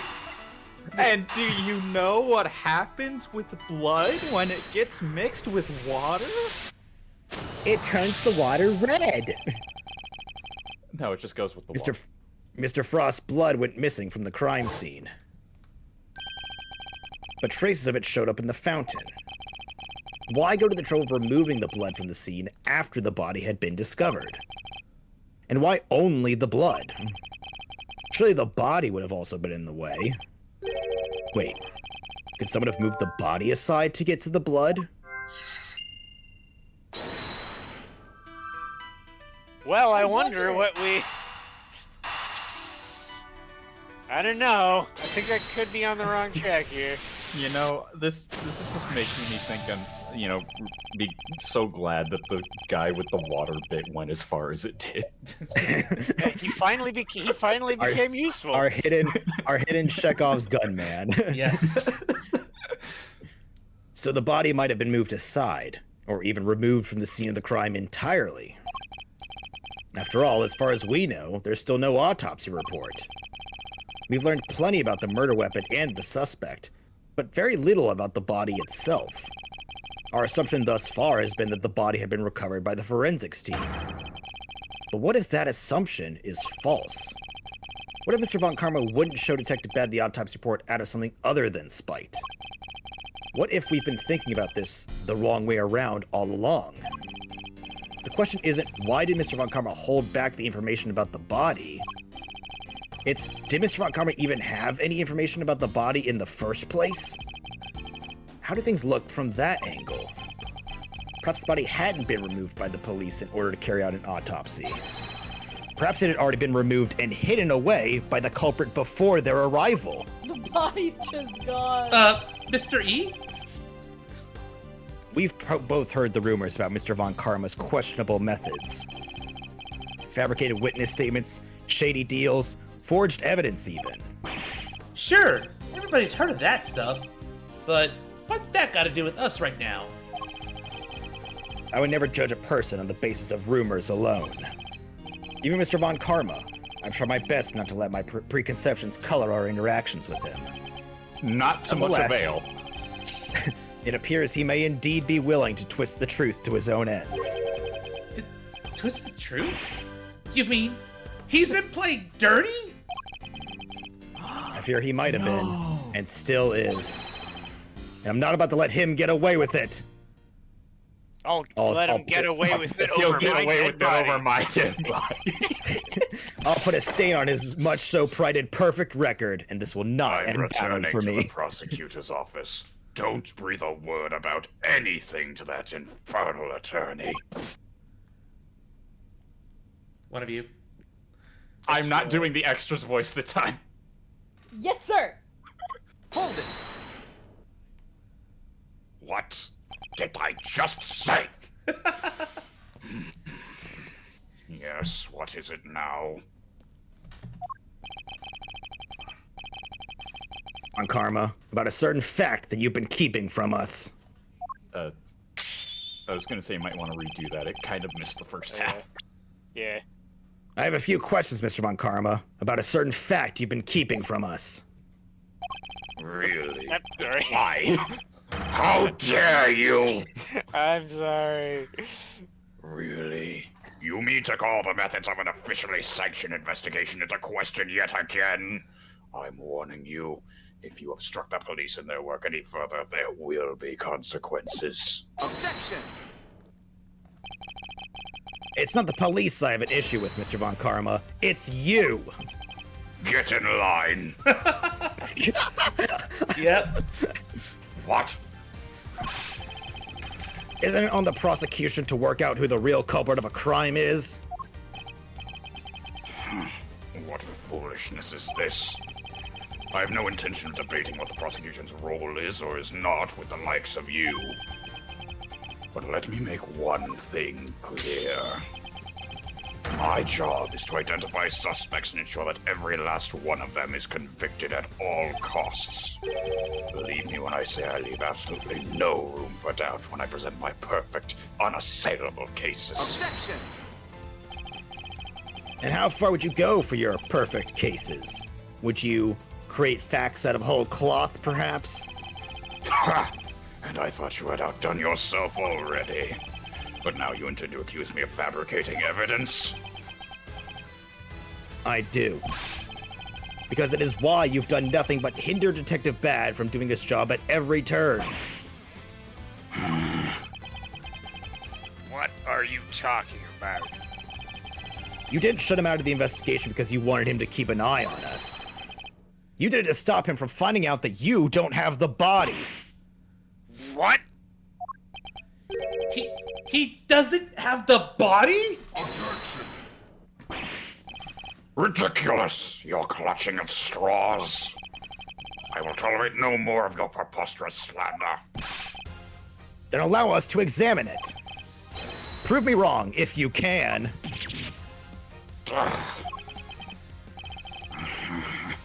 I'm afraid you'll have to try a little harder than that. I am under no obligation whatsoever to prove your baseless accusations one way or another. Objection! As you must have seen for yourself, a piece of bloody chocolate is missing from the scene of the crime. Why did it disappear? And where did it go? What does it matter? Some blood went missing from the chest where the body was found, so what? So what, indeed? That's precisely my question. If the body was still at the scene when the police got here, removing the blood would accomplish nothing. However, let us suppose for a moment that the body was not. If someone had wanted to erase any trace of what had happened in that room, then it all makes perfect sense. What is this petty obsession with the bloodstain? But since it's so important to you, why don't you tell me where you believe it went? Of course, after all, evidence is everything, as you never tire of telling us. I believe this should back up my theory quite nicely. What evidence do I have that shows where the blood from Mr. Tangaroa's room went? That's... Oh, there it is at the This front. is this almost at the break point yet? I think so. Yeah. I think so, yeah. Yeah, I know. Traces of the victim's blood were found in the fountain. By that freaking forensics! Along with traces of the chocolate from Mr. Tangaroa's room. Of course it was him. I believe the missing piece of bloodstained chocolate was dumped into the stream that flows to the fountain. Which strongly points towards one certain fact. Someone purposefully disposed of the blood after the body had been removed from the chest.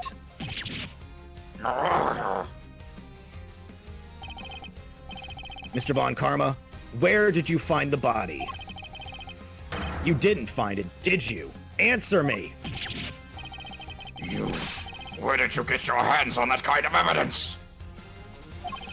No, he just kept asking. You have how neither body the was authority nor the means to carry out that kind of analysis on the fountain water. No, but I do. Curse you, Brad. You've been a thorn in my side from the moment you were assigned. Well, no longer. As of now, you are officially off the case. I was barely on it in the first place. Mr. Von Karma, you still haven't answered my question. Will you admit it? Will you confirm that no body was ever recovered? It's really quite the claim, you know. One that you'll never find any proof for, I'm afraid. Ugh. What must I do to get an answer out of him? Now, if you don't mind, I have given you quite enough of my precious time already. I look forward to destroying you in court, Gregory Edgeworth. Over my dead body. Don't make a promise you don't want to keep. Your precious logic and theories won't save you then. Nothing will. Now I'm going home. Mark my words, Mr. Von Karma. Your methods will be your undoing. No matter how you try to hide the truth, I'll bring it all to light in the end. You'll convict you'll convict Samson Tangaroa over my dead body. Forgive me, Detective. I didn't mean to put you in such a difficult position. Don't sweat it. It was always gonna end this way. Honestly, nobody's ever sidelined me the way he did before. First time for everything, huh? I'm glad he's off screen. I can feel the dry patch. Yay! You know, I think you might be right about the body being missing. I am, and I'll prove it in court. Well, if there's anything I can do to help, just say the word. Since, I'm off the case now. That's very kind. I'm sorry I have to keep asking you favors of you, Detective Bad, but there is one more thing. Hey, what are you guys whispering about? Come on, let me in on the secret. All right, Eddie. The detective and I were just arranging a little insurance for the trial. Life insurance. For my son. No! I think we have enough to see Mr. Tangaroa. I think we have enough to see Mr. Tangaroa acquitted. But I prefer to have an ace in the hole just in case. And what is it? That's for me to know and you to find out. You'll find out in the courtroom. Wait, what? You're letting me join you?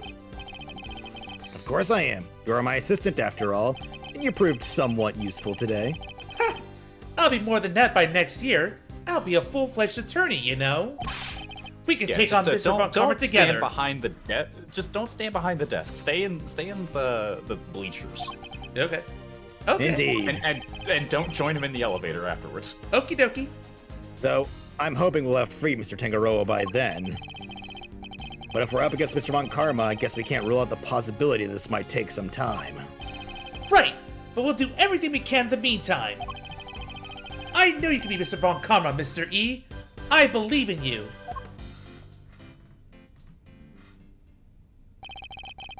We can't allow Mr. Tangaroa to remain in prison for a crime he didn't commit. And we won't. I'll expose Mr. Von Karma's lies if it's the last thing I do. Over my dead body. Yay! Took 30 minutes longer than usual, but we did it. We're done. Yeah. Yay, session is over. And we are... Wake up in 5 hours. That went slightly long.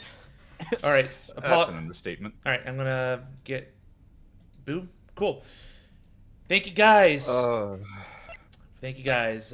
We are officially in the last, I believe, third of the Please tell me case there's no more flashbacks. Nope. Don't think there is. That was the end of the Okay, flashback. good. Good. Yep, just No, trying. now Von Karma comes back into the present, and we have more voice. Oh, now the water forensics guy is back. Oh look, he's still here. Our little funny water forensics guy. I think we He's lost. been here drinking this water for 18 years. Wow, tastes like there was a corpse in this water. All right, everybody. Thank you all for joining me tonight. Whew. Especially going longer than usual, but like I said, we're making great progress in this case. Hope you're all enjoying it. We'll catch you all next Sunday night to continue this. I'd say we finish this in 2 streams, probably. Yep, 2 streams. I would say we can finish this in. 100%. Hooray! All right, so let me see who to raid real I quick. am hoping that my Von Karma is enjoyable. It's amazing. It's great. It's fantastic. Yep. All right, let's see who to raid.